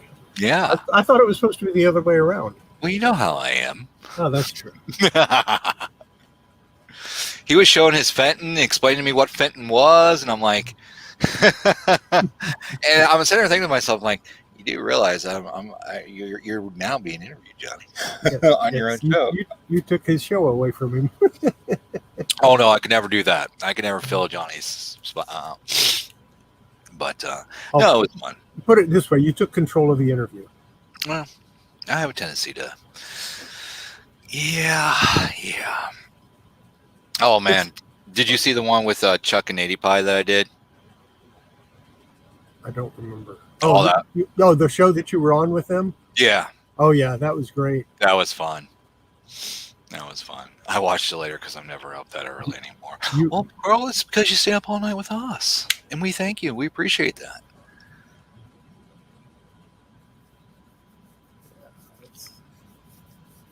I'll be doing more interviews later on. Matter of fact, I'll be on Johnny's show later on, but it'll be a while. It'll be sometime next month or the month after, probably.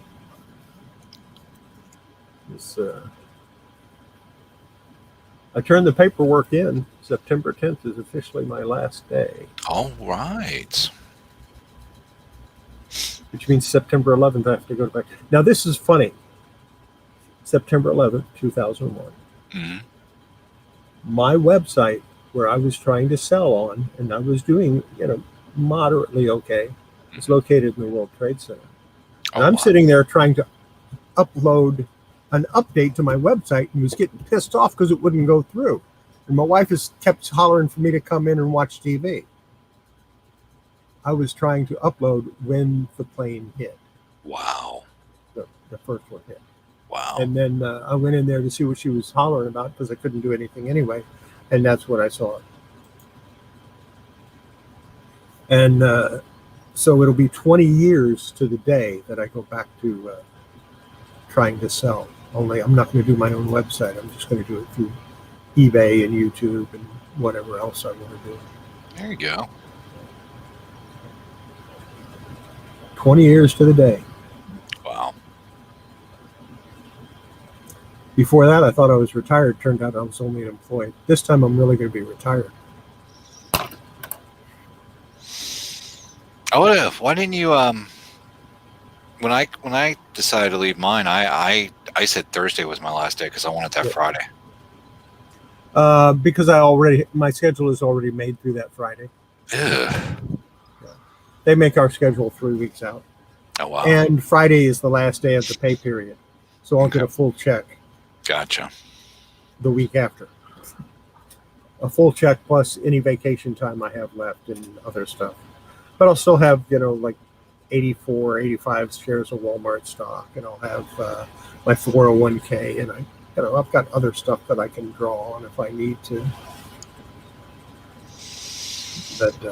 That Walmart stock, the longer I keep it, the better off I'll be. Oh, absolutely. Absolutely.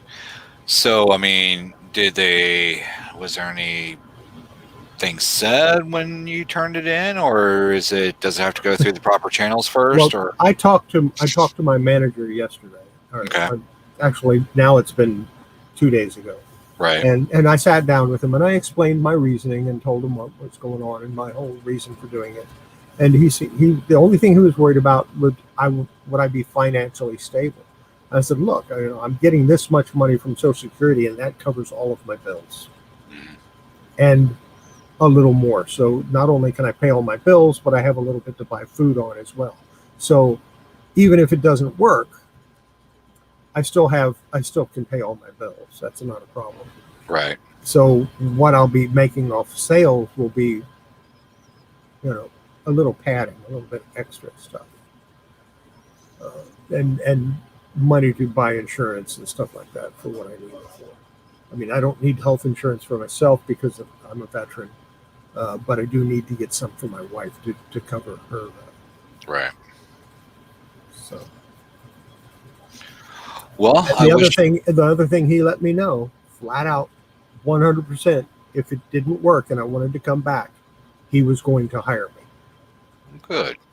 Not question it. He said, you don't even go to see HR, you just come see me. Awesome. I said, well, no, that doesn't work. I got to put in an application. And I mean, it if it wasn't for the schedule thing, do you think it would come to this point? I don't know. I probably would stay there for a couple more years. Yeah. And go for that 15 years. Because at my age, at 15 years, I get the lifetime discount. As it is, I won't get it because I didn't spend the 15 years. Gotcha. If I had started younger than I did, then it'd have to be 25 years.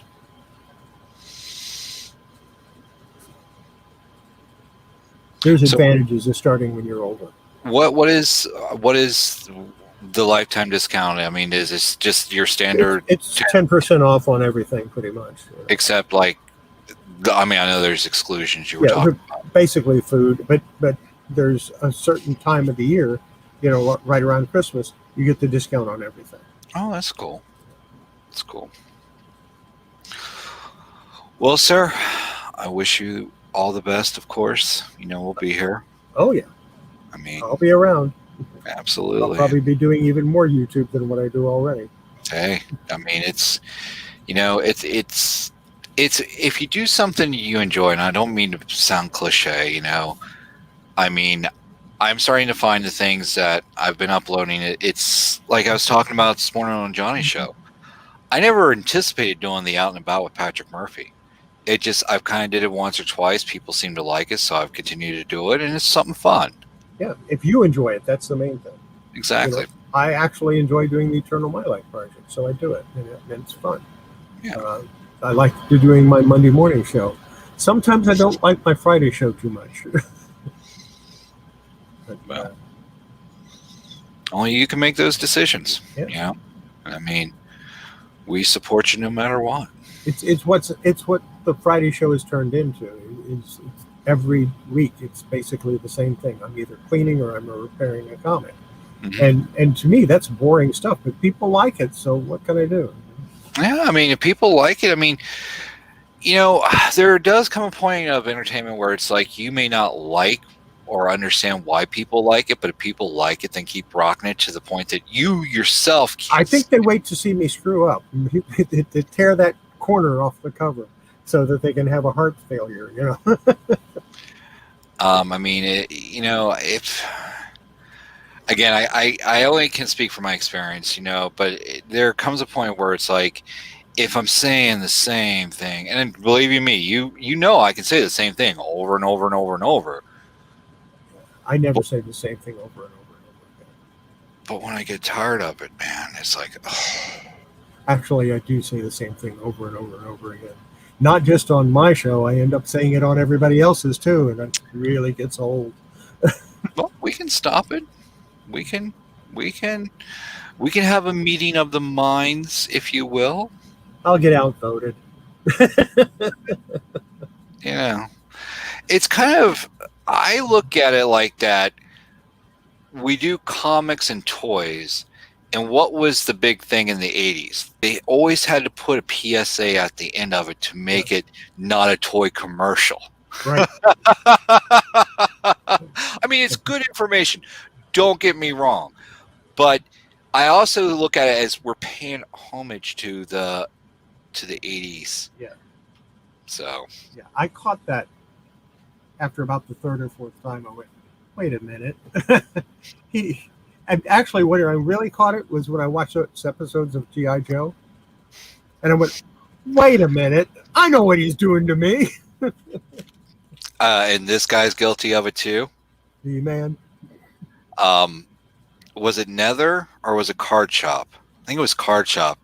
He sent me something about like, hey, remember when they used to do this? You know, it's like there was a moral of the story. Yeah. He-Man. Actually, they used to do that on Rocky and Bullwinkle. Sometimes would have morals. Not so much Rocky and Bullwinkle, but the time traveler. Peabody. Yeah, Mr. Peabody. He would have little morals at the end of his sometimes. Gee, Rock, watch me pull a rabbit out of my hat. Oh, there was a Bullwinkle rap. Oh my God. What have you tapped into my head, Chaos? Stop it. Rocky. It's not easy. Bullwinkle. Your head is a scary place to be. Rap song.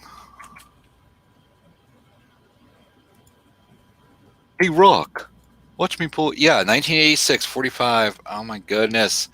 Wow. We can't play it because we'll get the whatever.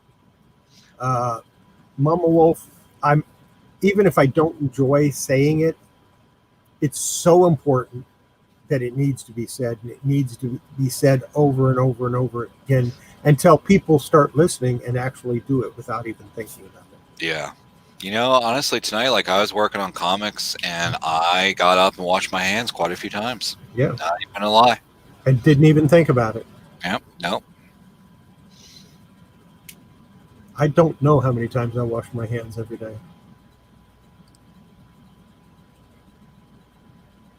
I'd hate to think of how many times I wash my hands every day. I am seeing a lot more. You know what? That conversation is post show. So I just struck that down real quick. I just modded myself on the fly. See how I did that? Yeah, I saw that. I saw that little mod up in the top of your head here. Go, no, can't do that. Shut him down. Close the mic. See, that's why you don't. Okay, what voice did Cannon play? Oh my God, I want to listen to this on mute now because it keeps showing Cannon. I don't know. Did he play the voice of Boris?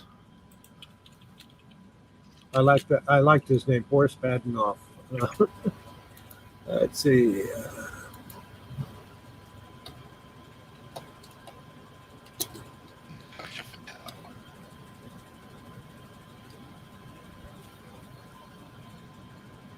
No, Cannon didn't play it. Paul Frees. Yeah. And then later on, Benjamin Diskin. Well, in this video, they keep showing Cannon for some reason. Huh. All right. All right. I need to put this up because I don't like having this on my desk. That's a good idea. Put it away. Because I could see myself just accidentally like putting my hand down like, oh, great. My X-Acto knife is sticking out of my hand. There's blood going everywhere. Great. It's in my coffee.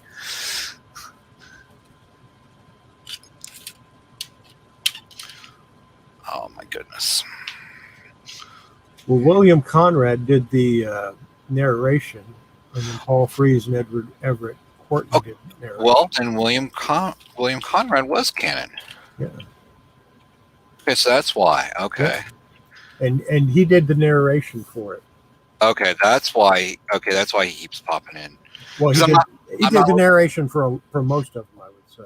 Gotcha. Okay, so when you watch the video links, that I dropped the link for it there. That's why he keeps popping in. Like, what's Cannon doing in here? Notice as soon as you said William Conrad, I was like, yep, that's Cannon. Oh, you're going to get a kick out of this. The cast of the voices for the Adventures of Rocky and Bullwinkle: June Foray, Bill Scott, Rene Russo, Paul Frees, Everett, Dawes Butler, Charlie Ruggles, Walter Tetley, Hans Conried, Mark Hamill, Nice. William Conrad, and Robert De Niro. Wow. And there was more. That's just some of them. Boris, bad enough. Yeah. So yeah, they've had a lot over the years. Moose and Squirrel. Yeah.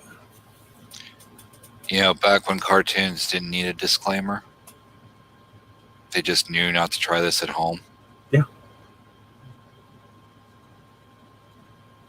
Or, Lord God forbid, parents actually talked to their children back then, like, don't sit in front of a railroad track, don't drop an anvil on your brother's head. Mm-hmm. Yeah. That never would have worked for me because I was the brother. Anvils were too heavy to pick up.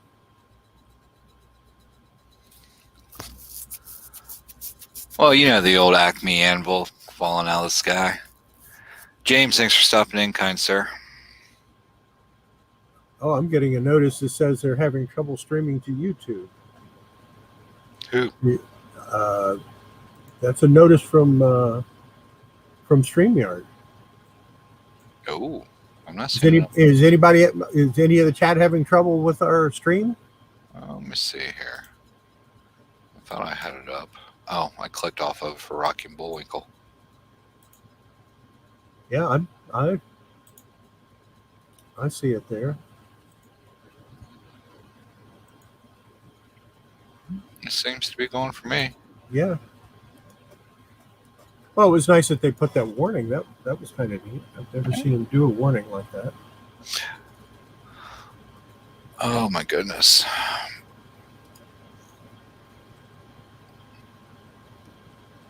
Granddaughter was laughing one day. I said, "What are you watching?" She said, "Rocky and Bullwinkle." Awesome. Yeah. Oh, Pearl says it did go blank for a few seconds. Oh, okay. Foghorn spanking the Beagle Dog. Yep. Can't do Foghorn anymore, I guess. Yeah, they got rid of a lot of the good cartoons.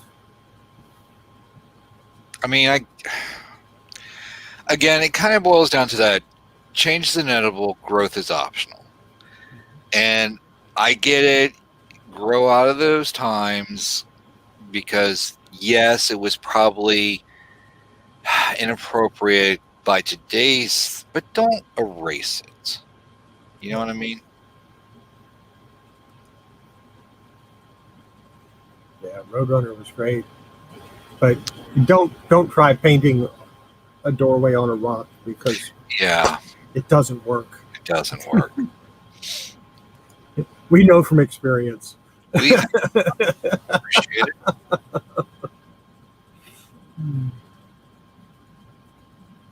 I like the old cartoons. They were fun. They were fun. And you know, one of the things too is like kind of like the old Superman comics that you were talking about. Oh yeah. They were contained within themselves. You didn't need to like continuously watch them to keep the storyline. You know, I mean, even cartoons today, it's like, what was it? Ben 10. He used to love that. And it's like, I don't understand this. Well, how did we get here? Yeah. I mean, one of the things I liked about the old Superman comics from the 60s is you could read them in whatever order you wanted. It didn't make any difference. And you could make your own timeline. Right. Yeah, no, absolutely. You know. But, I don't know. Dang kids nowadays calling the pound sign hashtag. Back in my day, hash was something that you either ate corn hash or you're doing something wrong, boy. Yep. The one thing my cat won't let me eat by myself, corned beef hash. He has to have his. Oh, he's all right. He's laying in the other room. Yeah, Rainbow, he's in there chilling too. He had a lazy cat day. I don't know about you. I mean, well, you probably don't take Delco out. No, we have too many dogs in the area. But I had Rainbow out earlier today, and the heat index was, I think it was reaching 100.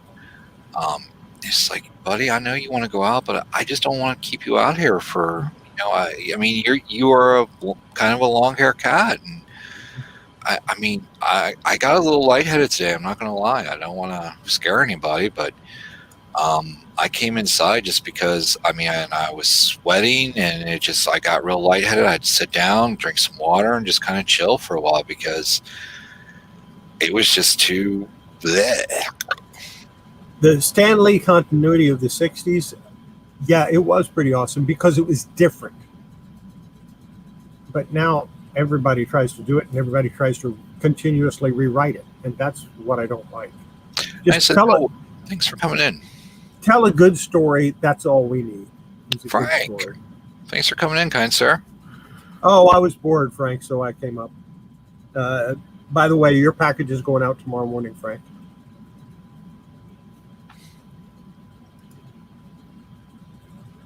So, yeah, that's, like I said, just tell a good story. And if it's 1 or 2 comics long, or maybe even 3, that's okay. But I don't want to read the same story through 15 issues of 17 different comics. That's a quick way to get me to just stop buying all of them.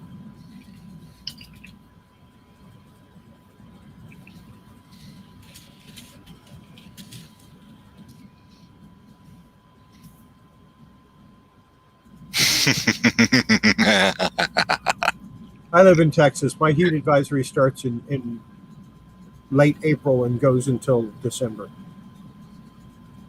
And sometimes it goes from late April to early March. Oh my goodness. I need more coffee. I forgot to bring in the auxiliary. Although I have been drinking.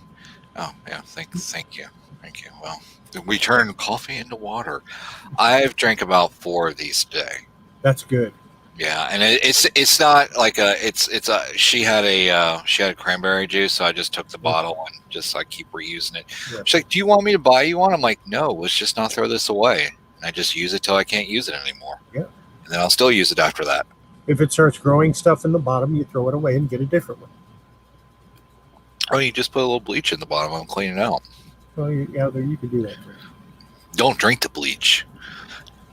Listen, no, we didn't say drink the bleach, kids.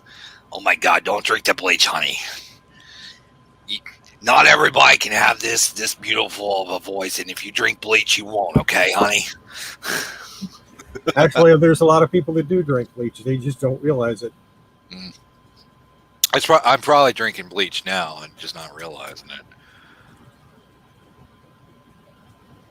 We drink. Think about it. Feel like chlorinated water. Yeah, think about what's in this. Yeah, because I don't have a filter on my thing. I just don't care. Actually, a lot of city waters actually taste better than some of the bottled waters. I don't like bottled water, man. I don't.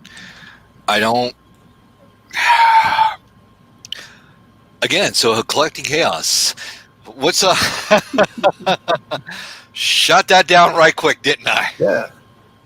Well, what am I going to clean next? Well, aside from the ones that I have to clean for Card Shop Reality, I think my next cleaning project for me.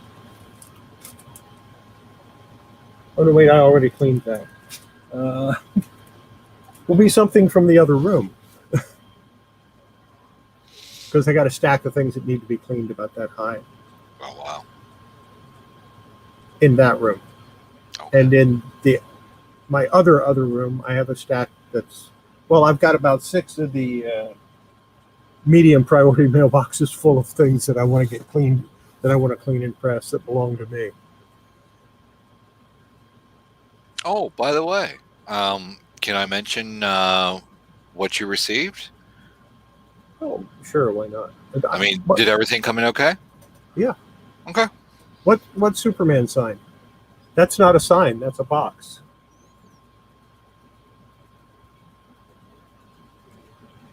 This has a Superman figure and a Superman comic in it. Mm-hmm.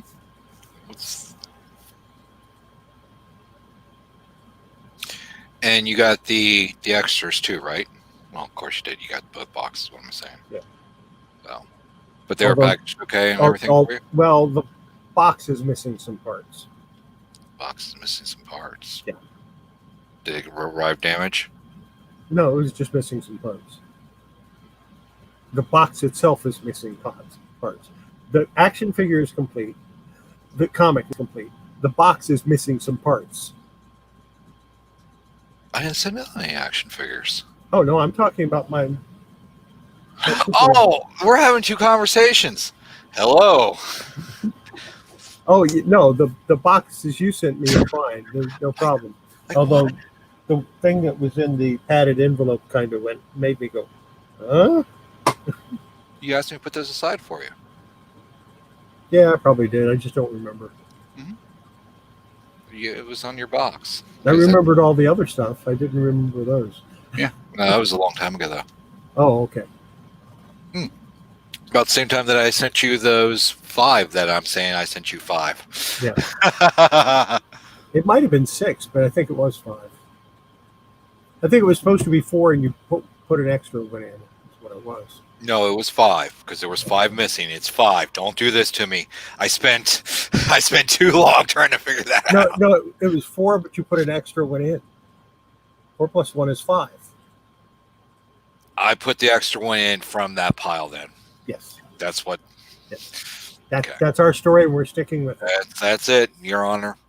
Your Honor, I rest my case. As you see, my client here, he's a good lad. Yeah, it does.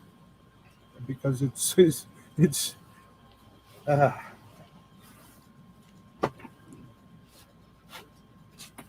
going to have to move the whole costume.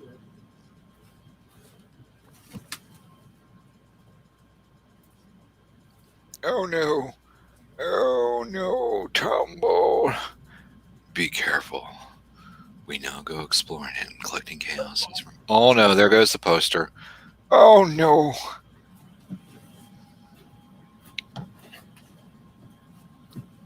Yep, the Batman one is a figure as well. Knights of Old.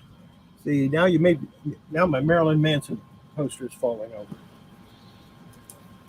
Which is so wild that you got a Marilyn Manson poster. Things I did not expect to see in Collecting Chaos's collection, which... Oh, no, it's not the Superman one that is missing a piece. It's the Batman one that's missing some pieces. Oh, okay. What's missing from the Batman, if you don't mind me asking? The cardboard thing that goes on the top. So is mine. Oh, well, then maybe it wasn't supposed to be on there. Yeah, mine's... Yeah, but now mine but has... It's got a hardback book. Mm-hmm. It's got the reprint of Superman #1, a comic book I have never actually seen. Is an original Superman one. I've seen in held action comic #1, and it's got the action figure in there. So pretty cool. I think they did a Wonder Woman one too, but it doesn't have all that cool stuff. It's just like a comic and a figure. Yeah, that's poopy. She deserves every bit equal, if not more. Oh, absolutely.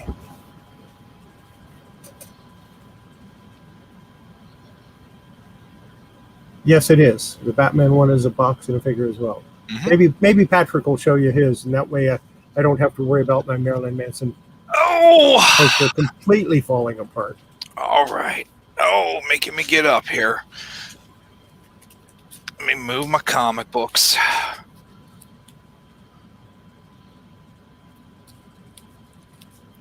Okay, stop looking at the comics.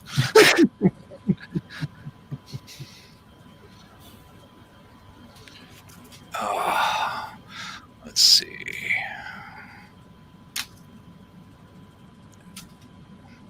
Somebody bought a weed eater from me.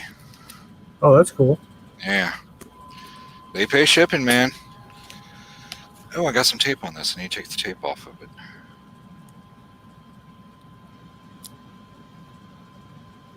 So mine's not in the best shape, the box. Yeah. Because if you look here, my My flap is a little. Wait a minute. See the rip on the flap? But yeah, no, mine is the same on the inside. Oh, okay. But if you notice, my plastic has yellowed. Now my plastic isn't yellow. Yeah, but no, it's the same thing. But my comic has a little tear in it. Mine does. I'll be honest with you. I think it's gonna sound bad, but because remember, I went to pull it out and I stopped. Yeah. Because a graded version of that is stupid ridiculous. Yep. And that's why it's like, I just might send him the whole thing. Like, here, you take it out.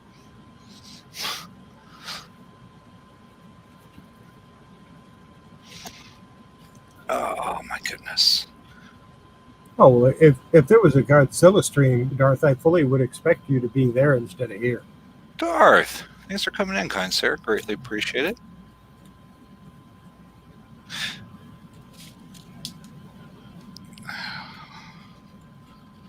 Let's see here. Oh, so a couple comics I'm gonna keep from.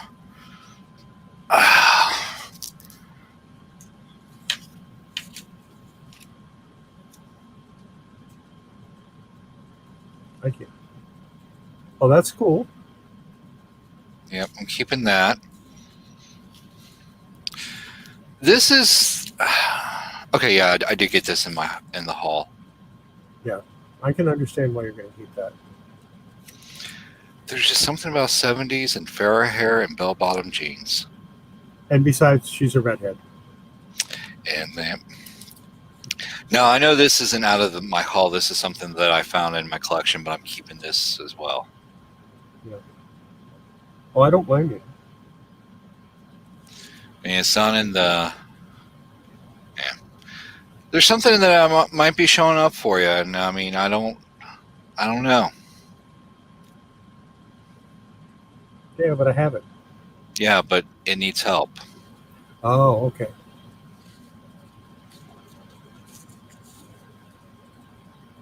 Just a little bit. Yeah. Yeah, okay. I can take care of that for you. No, I mean, if you have it, that's fine. Don't worry about it. You've got enough on your plate, but I thought of you and like, oh no. That it might be fun to work on a newer one. You sure? Yeah, because I've never done anything newer than like 1975. It's not a problem. Okay. Just whenever you send me stuff again, throw that in, and I'll fix it, and then we can sell it. Put it over here. I'll fix it online, on screen, and then we can auction it off. Fixed by Kollecting Kaos with a certificate of authenticity. Yep. Donated Put a certificate. Donated by Patrick Murphy. Restored by Kollecting Kaos. Or not restored, repaired. Repaired by Kollecting Kaos. I don't restore, I repair. Very important, and I will learn that. But no, I thought this was fun. I mean, I get why people don't like disco, but you got to admit, there's some disco outfits out there for the females. Sorry, leisure suits on men, just especially the plaid ones. Nope. They none of them worked. Nope. Well, men fashion in general, I just don't feel works. Anyway. Well, it depends. I mean, unless, of course, you're rocking a suit, if done right, can look really good. But most people don't know how to wear them. Yep. And then there's people like me. I know how to wear them. I just don't like them.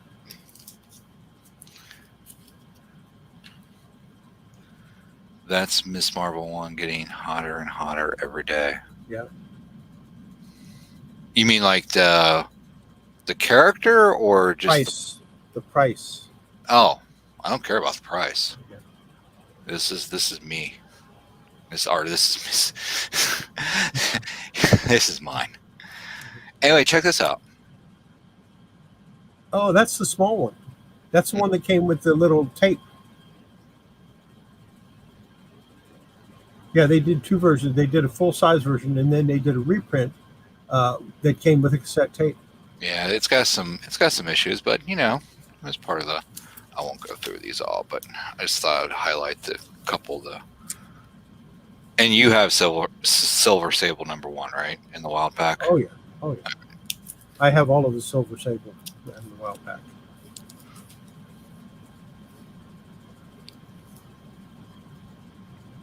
That's another character I like. So, okay, what is this?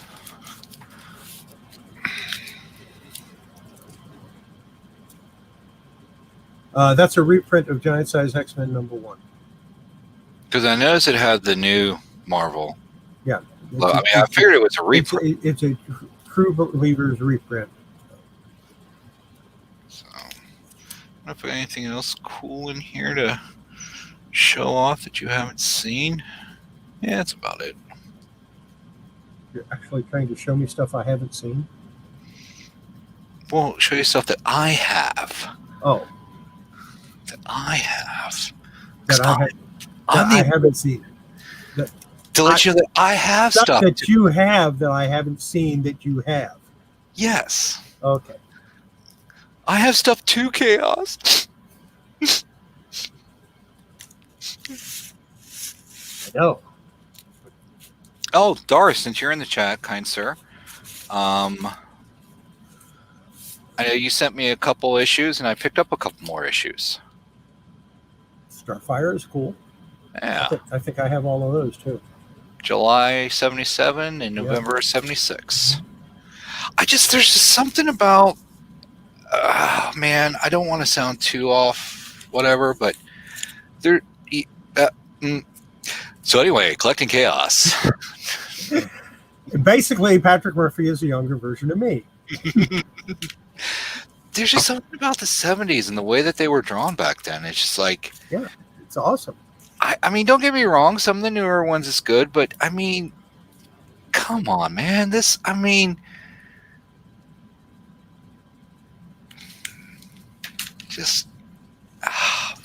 fun.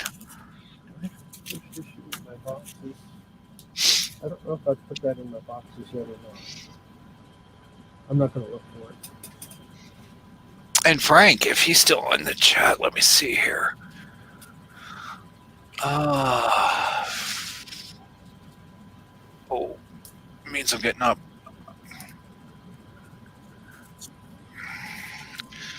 Frank, I got these off of Frank. Yeah. Let's see here. Nice.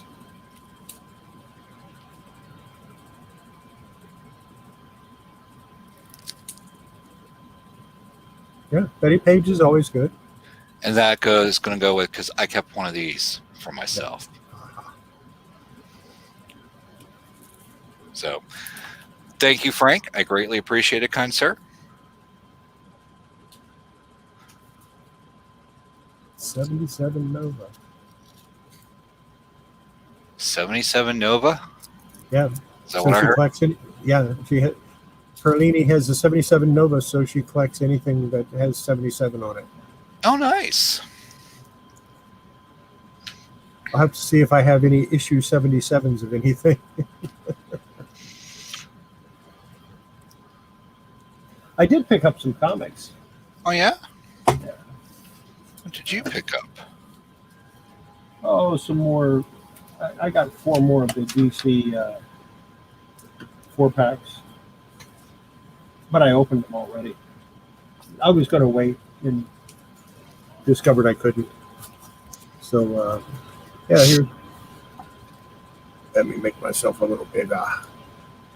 There's Batman and Superman number 16. Nice.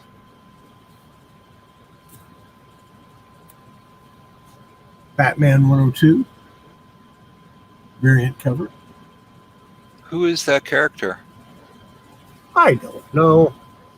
Okay. Oh, Shazam's on the back. There's now an advert for Shazam. I want to see that movie. Not just Shazam. Oh, wow. HBO Max. Okay. I have yet to see any of those, actually.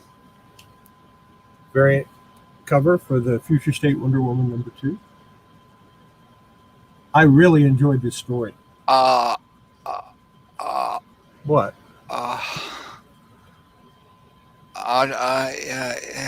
Okay, keep going. I'll see it on because the YouTube's actually behind the StreamYard. I'll see it again. Oh, okay. Detective 1024. Wow.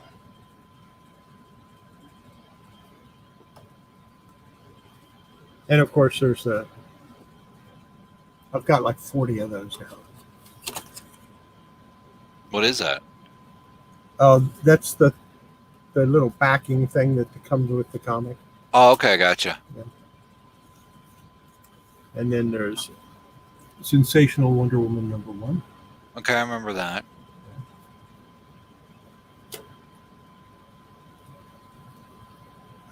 The Joker #1. Oh. Like that. Now, this was out of a break, you said, right? Yeah. Nice. Well, I'm into the second break right now. Okay. This is Future State Aquaman #2. And this one I don't have, or didn't have. I have it now. There you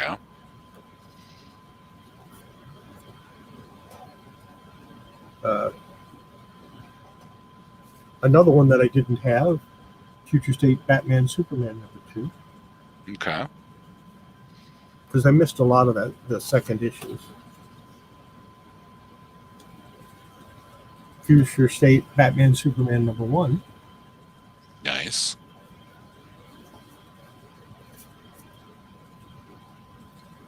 Future State Legion of Superheroes #2. Nice.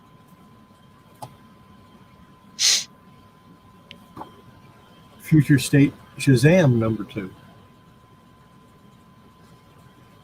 So is Future State, is this like, what is It was a 2-month long thing that DC Comics did.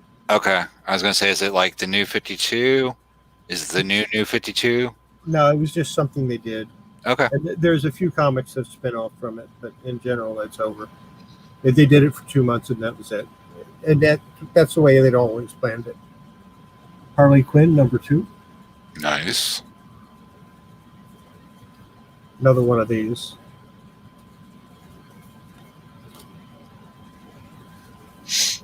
Batman Detective #1 of 6.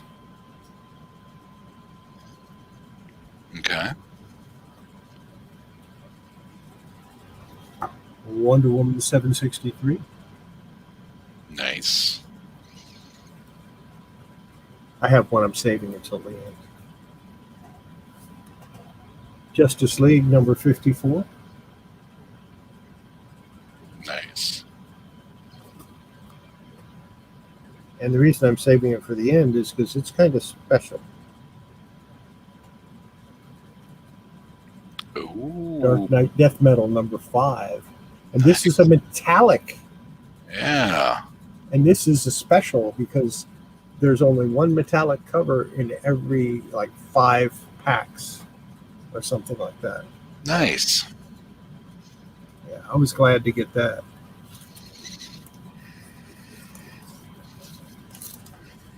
But what was that one? You like that, huh? I do, for all the wrong reasons. I think I've got a couple of them. And I might have a couple of the first issue, too. So we'll see.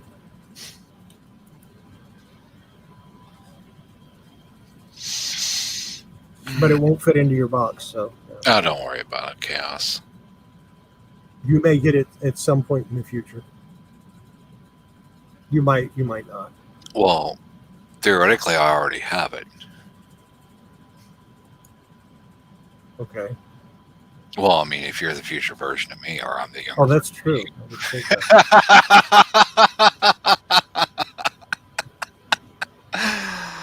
Oh my goodness. I got confused for a second there. I told you, your brain is a hard place to be in. It is. It is. It's got all these twists and turns and corners that aren't supposed to be there. Just like I said in the video the other day, this is the part where my girlfriend would tell me it is hard to be me. So I gotta use the little boy's room. All right. So I'll be right back. I'll talk amongst myself. All right. Well, technically you already are anyway. Yeah, I'm a big Wonder Woman fan. I have been for many, many years. It's kind of embarrassing when I was very young, going to the store and having to pass up on Wonder Woman comics because I was with a friend of mine and I didn't think he'd understand. But I had a very understanding guy at the 7-Eleven I used to work at, and he knew I liked Wonder Woman, so when he would put them in my bag, I'd get an extra copy of something, and he would kind of do a switch and put the Wonder Woman in my bag and pull the extra copy out of something. So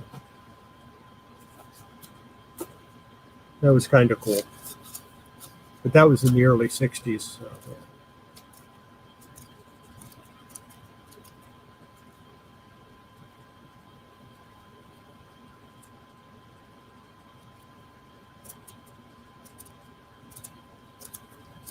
Yeah. Some of the books are going to go that way. I don't know how many. Future State did okay, but did it do good enough for them to build a whole line on it?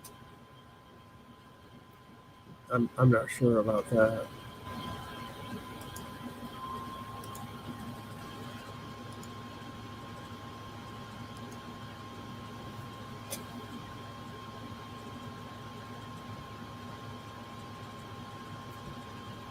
We'll see where it goes. Although, not having been to a comic shop in about 10 months, I probably won't. I do need to pop down there and see what he's got. Plus, there's a barber shop near where his store is, and I can go in there and get my hair cut.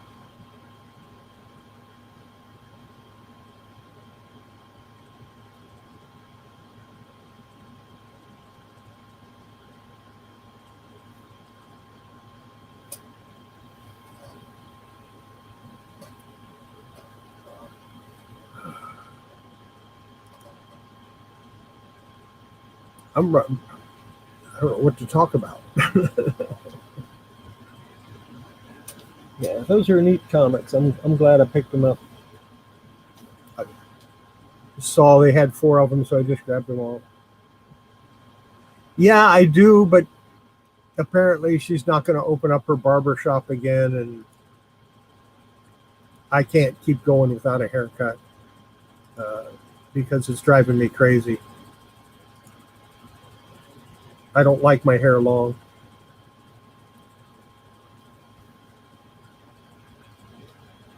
And right now it's way longer than I like.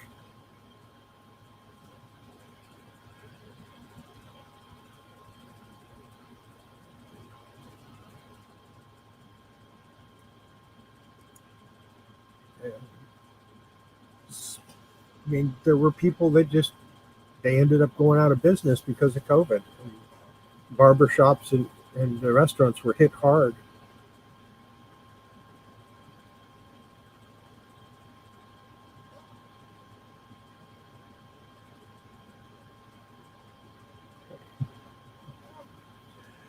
And it's easy. Find another one.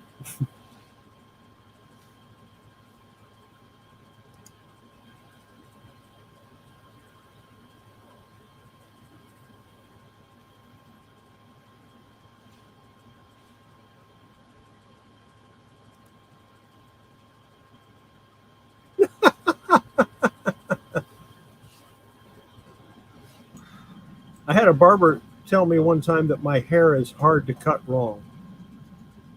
Why is that? He just said it. I don't know why.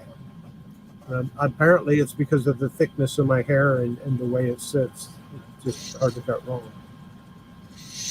I need a haircut. I just don't feel like sitting in there. I know I should, but Yeah, I know a lot of places are starting to bring back the restrictions. yeah.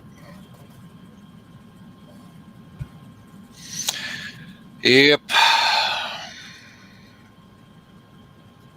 I have a feeling we're going to see the big conventions go, nope, we're going to skip it again this year. I know, man. I'm going to one this Sunday. I think I mentioned it. What show was I on? Oh, Johnny's show this morning. Yeah. There's one in Cleveland. Not Cleveland. Columbus. It's a CTS, Columbus Toy Show. Guess who's going to be there?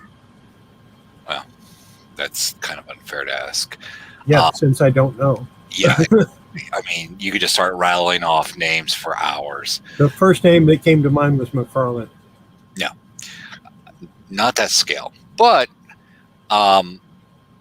Sergeant Slaughter. Oh, that's cool. And the voice actors for Jem from Jem and the Holograms. That's even more cool. I kind of wish I had a Jem figure and or a Jem comic from the 80s to get signed. And you know the poop part. About 2 months ago, I sold my Sergeant Slaughter and Triple T tank. I know. Could you imagine his signature on the tank? I know. But then you wouldn't be able to sell it. Yeah, it's a Joe. I'd sell them. Oh, okay. That's what it's advertised, Frank. Yeah. Let me do a Google right quick, but oh yeah, I hope he's still alive. He's going to be at the show this weekend. Now, see, it's the thing. If I were already retired, I'd be hitting the road on Friday. yeah, 72.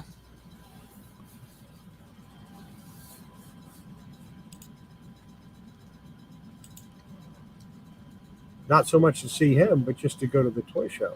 Oh yeah, because I haven't been to a toy show in years. it's really cool because it's not a job school. Bop bop zip bop. Take two, Patrick. It's not a big show. It is usually a couple. What are those rooms in hotels? A suite, or like a ballroom. Yeah, conference room. It's usually a couple right. conference rooms. I think the last one I went to in Dayton, they used like the double conference room and then one offshoot. I mean, again, it's nice. It's small. It's breathable. But I like shows like that. Yeah, I like those small, low key ones. I mean, don't get me wrong. I haven't been to like say like a San Diego Comic Con or New York Comic Con or Dragon Con. But you know, the Lexington one, heck, the Cincinnati one, man, they opened up both concourses a while back, and it's so packed with just vendors and people on top of people. It's just like it's not enjoyable anymore. You know? That's why I like those smaller shows. Steel City Comic Con, man, they put on like I want to say it's like a medium show. Yeah. It's really cool because like the celebrities, you can just walk up to their booths. You don't have to like get into a queue line. We have a place here in Cincinnati called the Sharonville Convention Center. Again, it's kind of a medium. They have the big room, and then they have like the VIP suite. But I mean, again, it's very, you know, I don't know. The smaller, and I get you want to be as a vendor, you want that foot traffic. So I get both sides of the coin. So I don't want to downplay the bigger cons by any means.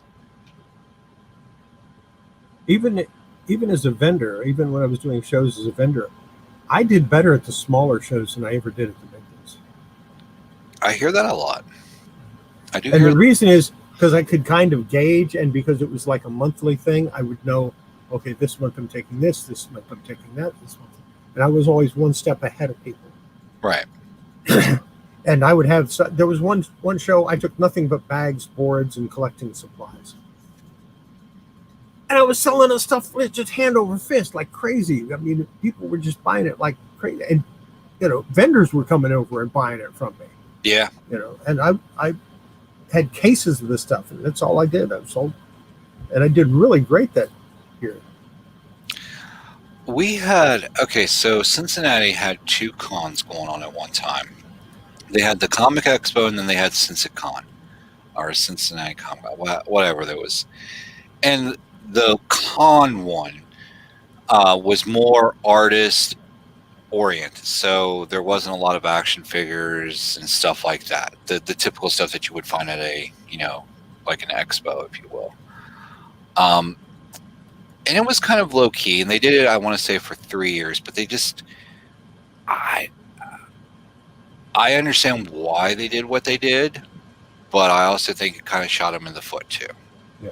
Because people were going thinking it was going to be this, and it wasn't. So. Yeah, when I went to a bigger con, I pretty much had to take everything, and I never knew what to expect or what people were going to buy. I was kind of shuffling things in and out, trying to figure it out. And by the time you finally get it figured out, the show's over. Well, I'll tell you, not necessarily a Comic-Con, but a gaming convention. What is it called? Not Origins. It's the one in Annapolis. Oh, God, what is it? Is it Gen Con? Yeah, it's Gen Con. That's what it is. That's the one up in Wisconsin. Let's see. I think. No, it's in Indianapolis. Oh, it's in Indianapolis? Huh? Yeah. Okay. Mm-hmm. Let's see. They were, I mean, it's cool because, like, the blocks around the convention center, it's just one big party. Yeah.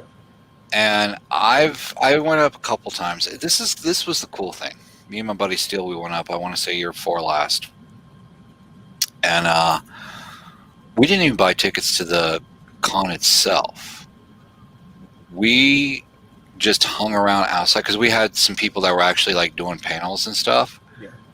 And we were there to see them. We didn't really care. But I mean, we had just as much fun going up and down the hallways. And there, of course, there was booths out in the hallway. So it's like we didn't actually go into the main bread and butter, but there still was enough for us to do. So.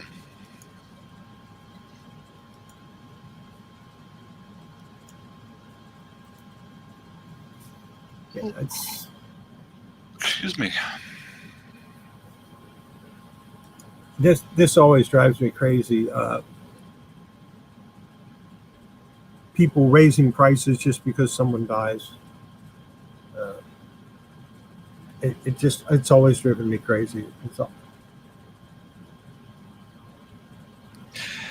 I'm not gonna lie. I've got a couple Aussie figures that I'm kind of holding on to. Yeah.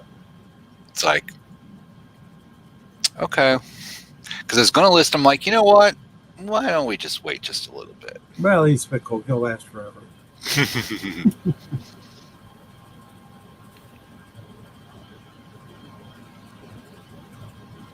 He's been around for as long as I can remember, practically. Mid-'60s, I think, is when they first got together. I think he did his first record in the mid-'60s. During the mid-'80s, Sensational released a full album. I do sort of remember that. Album, Frank.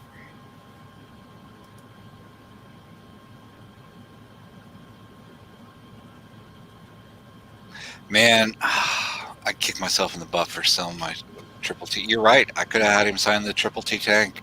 Yeah. I could have.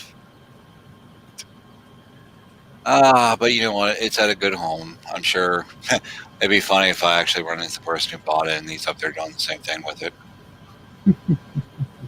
That would be funny. I'll recognize it because it had some damage on it. I know where the damage is. And of course, I was up front and I took pictures of it and I said, hey, this is what's wrong with it. And they still bought it. So, they knew what they were getting into. But that'd be like, did you get that off of da-da-da-da-da? Like, oh, yeah. Oh, yeah, I'm that guy. I want my toy back, damn it.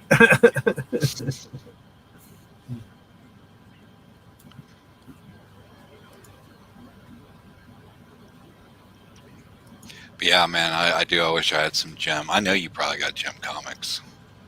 That's somewhere. Yeah. I know I've got some somewhere. But there's no way I could get them to you in time. No.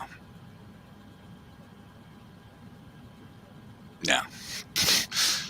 I'm thinking, yeah. Not even going to try, because at first I'd have to find them. That's the key. And that could take me for a week or 4. Yeah. As it is. So. Yeah. Yeah. Let's see here. I'm going to link. I don't know how far they go out, but in case they do go to any, put that in the chat there. Yeah. Again, it's fun.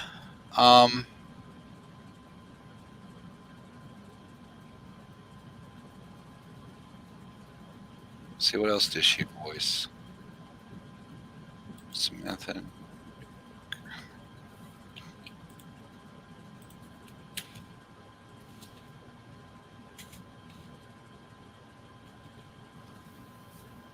Let's see here.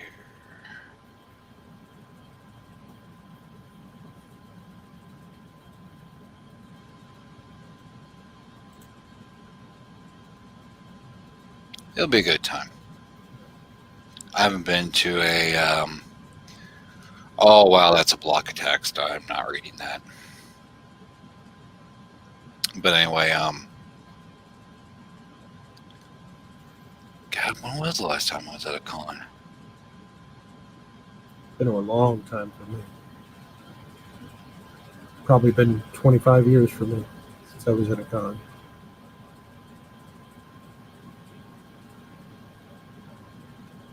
Did I go to Horror Hound? It would have been September, or it would have been late 2019. I know I went to the Cincinnati Expo in September because we just moved into the place. I would have, if Horror Hound was that October, I would have went then. But I can't remember if it was or not. I don't know. In your great words. I don't know. Maybe. Probably not.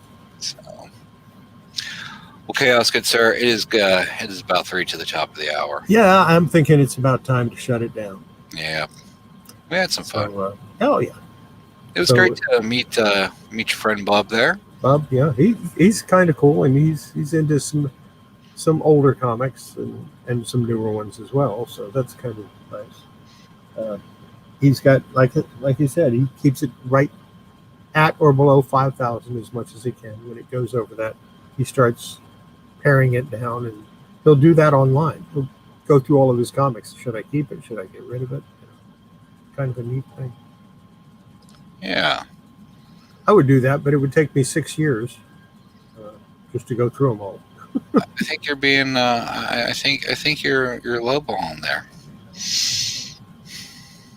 What's that? I think you're lowballing that number. Probably. Well, I got to figure it out. I mean, if I could sell $250 worth a day, it would take me 27 years to go through everything I own. And by then, the values will have increased, and it would take me even longer.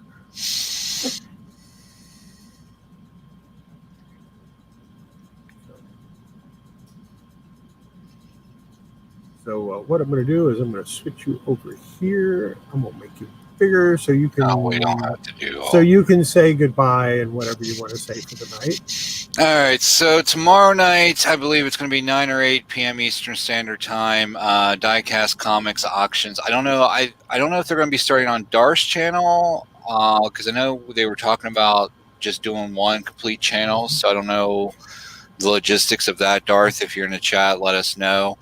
Because it used to start off on Diecast and it was switched to Dars, but I think they're going to do it all on Dars. Don't quote me on that. So, and then Late Night Live with Patrick Murphy. It's going to be 12:30 a.m., so technically Thursday morning, unless Double PK decides to close it early. I had a little chat with her this evening. She was very kind, and that's one of the cool things, like being able to communicate like that. So and then Thursday back on this channel right here, and then Friday we blow it out on Horizon Picks channel. So make sure you go over, click subscribe, hit the notification. Now the Thursday night show is only going to be an hour and a half. I've cut it down because I do have to be at work at 6:30 in the morning. Well, honestly, I think a 90-minute show is really where we need to be. I mean, I know we're at the 2 hour and 30-minute mark now. Well, this was we're going live, and we don't know how long it's going to go. Right. So that's okay. Right. So.